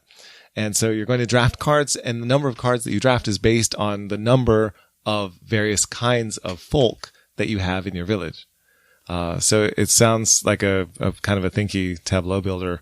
And again, it's the art that really draws me to it. So I'm hoping this one has good gameplay because I'm probably going to pick it up for sure. Nice. Cool. It is for sale. My next game is, I added some here, so there might be surprises. I did some change around, but I don't think you all said anything about them, so That's I think fair. it's all right. I got Papillon. I don't know if anyone saw this. Butterfly. Big blue butterfly. Oh, no. Yeah. There's quite a bit of buzz about this game right now. Yeah. I think. Whenever you first by the way, it's designed by JB Howell. It's published by Colossal Games, and it'll be for demo. It sounds like you're just kind of like you got a garden and you're drafting cards and building a tableau. But what blew my mind on this was whenever I looked at the pictures for it, it's like 3D flowers. And I think you place your butterflies and stuff on it. And Yes. it just it's one of them things that you're going to walk by and be like, what So in the world pretty. is that? Yeah. It is gorgeous. Yeah, it's a super awesome looking game. So hopefully the gameplay holds up to the way it looks. Well, and also hopefully the Kickstarter goes as planned, because the original Kickstarter for this one by Colossal Games was taken down by Kickstarter Ruh-roh. because they didn't follow some Kickstarter rules. Uh-oh. Oh, wow. Yeah, I heard about this. Yeah. So now it's coming back, and maybe it'll be fine this time. Oh, no. Let's hope. Yep. Don't be shady with your Kickstarter. I don't know what they did. They might just overlook something. Right. I mean, they're a big company pretty Yeah. much, so I'm not too worried about it. I think it'll be good. Next game for me is Century: A New World. It's by Plan B Games. It's the 3rd installment of the Century line of games. This will add a worker placement element to this game, and it will give you 7 different ways to kind of mash up the 3 different games. You can play the first 2 or all 3 of them together. So really interested, and I hope now that they're all out, that they maybe do some demos where they kind of mash them together. Right, so you could play the game with like the combinations and stuff beforehand. Right. Yeah. It'd also be cool if they came out with like a deluxe edition and had all 3 of them together in one box. I bet that will come down the line. Yeah, they have to. Right. That's obligatory at this point. That'd be awesome. So I know they had a Golem edition. I'd never seen any of the other installments have a Golem edition. Do you know? Well, it Have would you just seen be the anything? second game because the third one's coming out. But I agree. I don't think I remember seeing a Golem edition of the second game. I don't recall Eastern either. Wonders. Eastern Which one? Wonders. Yeah. Spice Red was the first. Yeah, I did like the Golem edition a lot. So I hope they do. That's the version you have, right? No, I got the original. Oh, okay, good. But, So you're in the clear. You get the other two. But I did like the Golem edition a lot. So I do wish that maybe they'll go back or provide the whole set in the Golem edition style. Yeah, maybe. But I guess maybe you'll have to, because they said they're only going to be doing the Golem edition at conventions. They changed that. You can buy it retail now. Oh, never mind. Well, anyway, the next game on my list here is the new game by Pandasaurus Games, and that's Dead Man's Cabal. And I'm going to read this paragraph because it's amazing. You've conquered death and mastered all 9 dimensions of space-time. Reality bends to your every whim and desire. You're absolutely best there has ever been. A necromancer at the top of their game. The only downside is that no one likes you on account of the creeping around with dead bodies and the lack of sunlight.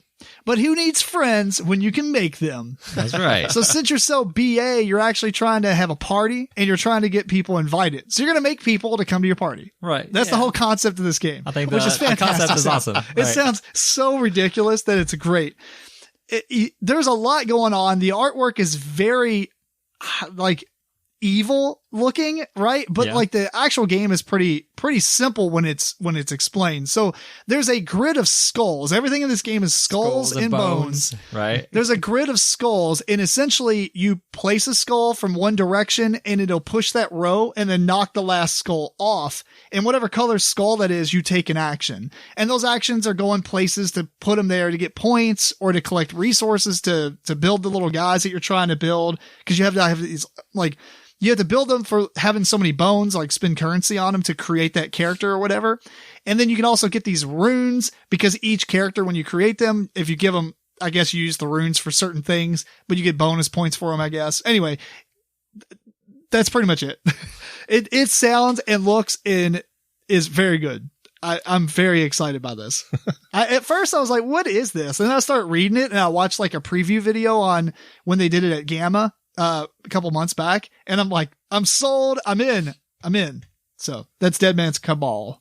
Fantastic. So my number 2 it's essentially my number 1 that's actually for sale at Origins, and it's called We Need to Talk. Yeah. And I'm going to read this paragraph as well, just because we're sort of at the top of the list. This is, well, first I'll tell you, it is designed by Brian Mangoli, Michael Dunsmore, and Jordan Nichols, and the publisher is Smirk and Laughter Games. They did Before There Were Stars and Not So Fast. So we know that one. This game says Cutthroat Caverns, which has a new version coming out. Nice. Oh, that's right. This one is a game of staging ridiculous interventions about nonsensical problems. Mm-hmm. Caring friends and family have all gathered because they love you. That's how it always starts. And that's when you suddenly realize there's a problem and it's you. So this is a game where you're going to have draw a card that says what your problem is. And it could be something like uncontrollable interpretive dancing or your neurotic inability to turn right. It could be just any kind of thing, some kind of silly problem. And then everybody else in this party game has to broach the subject in a certain way to you by giving hints and not really they can't come right out and tell you what the problem is. Right. Everybody else knows what it is, but you don't. Yeah. So you have to figure it out. Why are they, what is this intervention about? What is wrong with me? And that just sounds hilarious. I think as a party game, this is probably going to be my gem of the show. Another surprise. Uh-oh. It'll actually surprise you a lot that I'm even bringing this game up. Because this did interest me just because of the cover art, but we'll see. It's actually the new Vast. Oh, okay. Because the mansion or something. What's it called? I just had it. Yeah, it's got something to do with the mansion. The Mysterious Manor. Something mansion. Yes. So I like spiders, and you get to play a spider in this one. And also I like the fact that the board is it's contained. I think it comes with I would imagine maybe it's inlaid or something, but it said it for you to put the tiles in. Probably in the shape of a mansion. Probably in a shape of a rectangle. Are you talking about the cave? Yeah. So Okay. and Making the cave in a perimeter. yeah. So the cave can't just go however. Yeah. So but you can play as the manor. You can play as a spider. The spider has skeletons helping the spider, and there's a paladin, and then there's another like enchanter guy that can control mines. I don't know. That's about all I know about it. But I would like to play this maybe and actually like Vast. Fair enough. So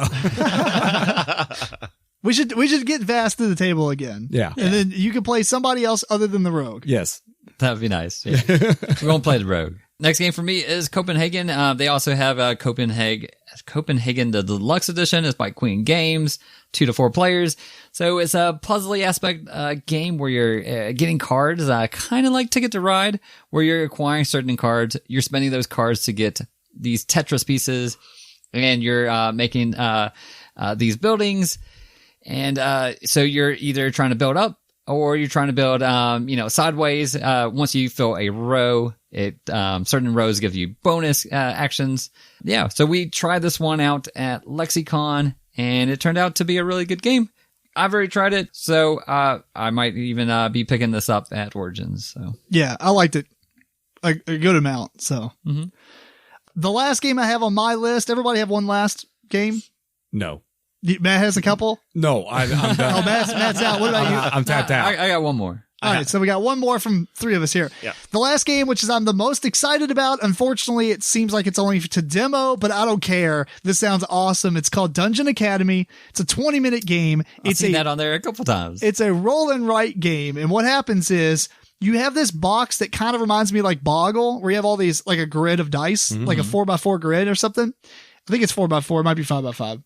But anyway, you shake it up, and then you reveal the top, and then everybody starts drawing on their piece of paper in front of them. You play the game 4 times, essentially. So there's 4, like grids that you're going to draw lines on. And it's kind of like one of those mazes. Like you draw a line in and you can never repeat the same spot twice. So you're drawing a line to make the path of which way you're going on these dice. And what happens is the beginning of the game, you get a character and it has so many hit points and mana. And each time you walk over a small creature, you have to spend 1 hit point. In a big creature, you spend 2 hit points. There's also, that's a red creature. There's blue creatures that spend mana, right? And then as you're walking around on this dungeon, you can collect more mana points and more hit points. Sorry. And so the idea is you're like, I have 4 hit points, right? So I can't move this way because I'm going to waste all my hit points. So I have to kind of divert and go across these spaces to get more hit points. So you're trying to build the route out. And then, but it's whoever does it the fastest because there's treasure cards. And so if you do it real quick and you're done filling out your squares, you can grab one of those treasure cards. And so it becomes a speed element of, do I want to efficiently go through this dungeon or do it really quick and grab something nice? And you play the game 4 times. After the first round, I think you add another die, and you might add a couple more in each round.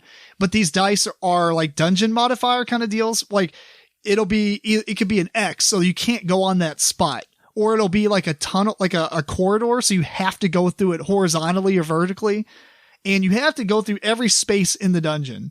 So you have to eventually go on each space. You can't just draw a straight line and exit. So it's. I don't know. It just seems so cool. It's a roll and write game, and I'm not usually excited about those, but this one is very exciting. Sounds awesome. Yeah. George, what's your last one? All right. Well, my last one is called Detective City of Angels, and this is for demo.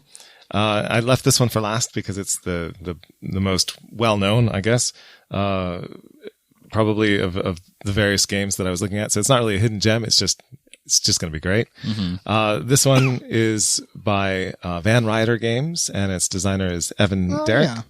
And this game is one in which you play 1940s LAPD officers, and you have cases, and you're playing against one of the players who plays as the Chisel.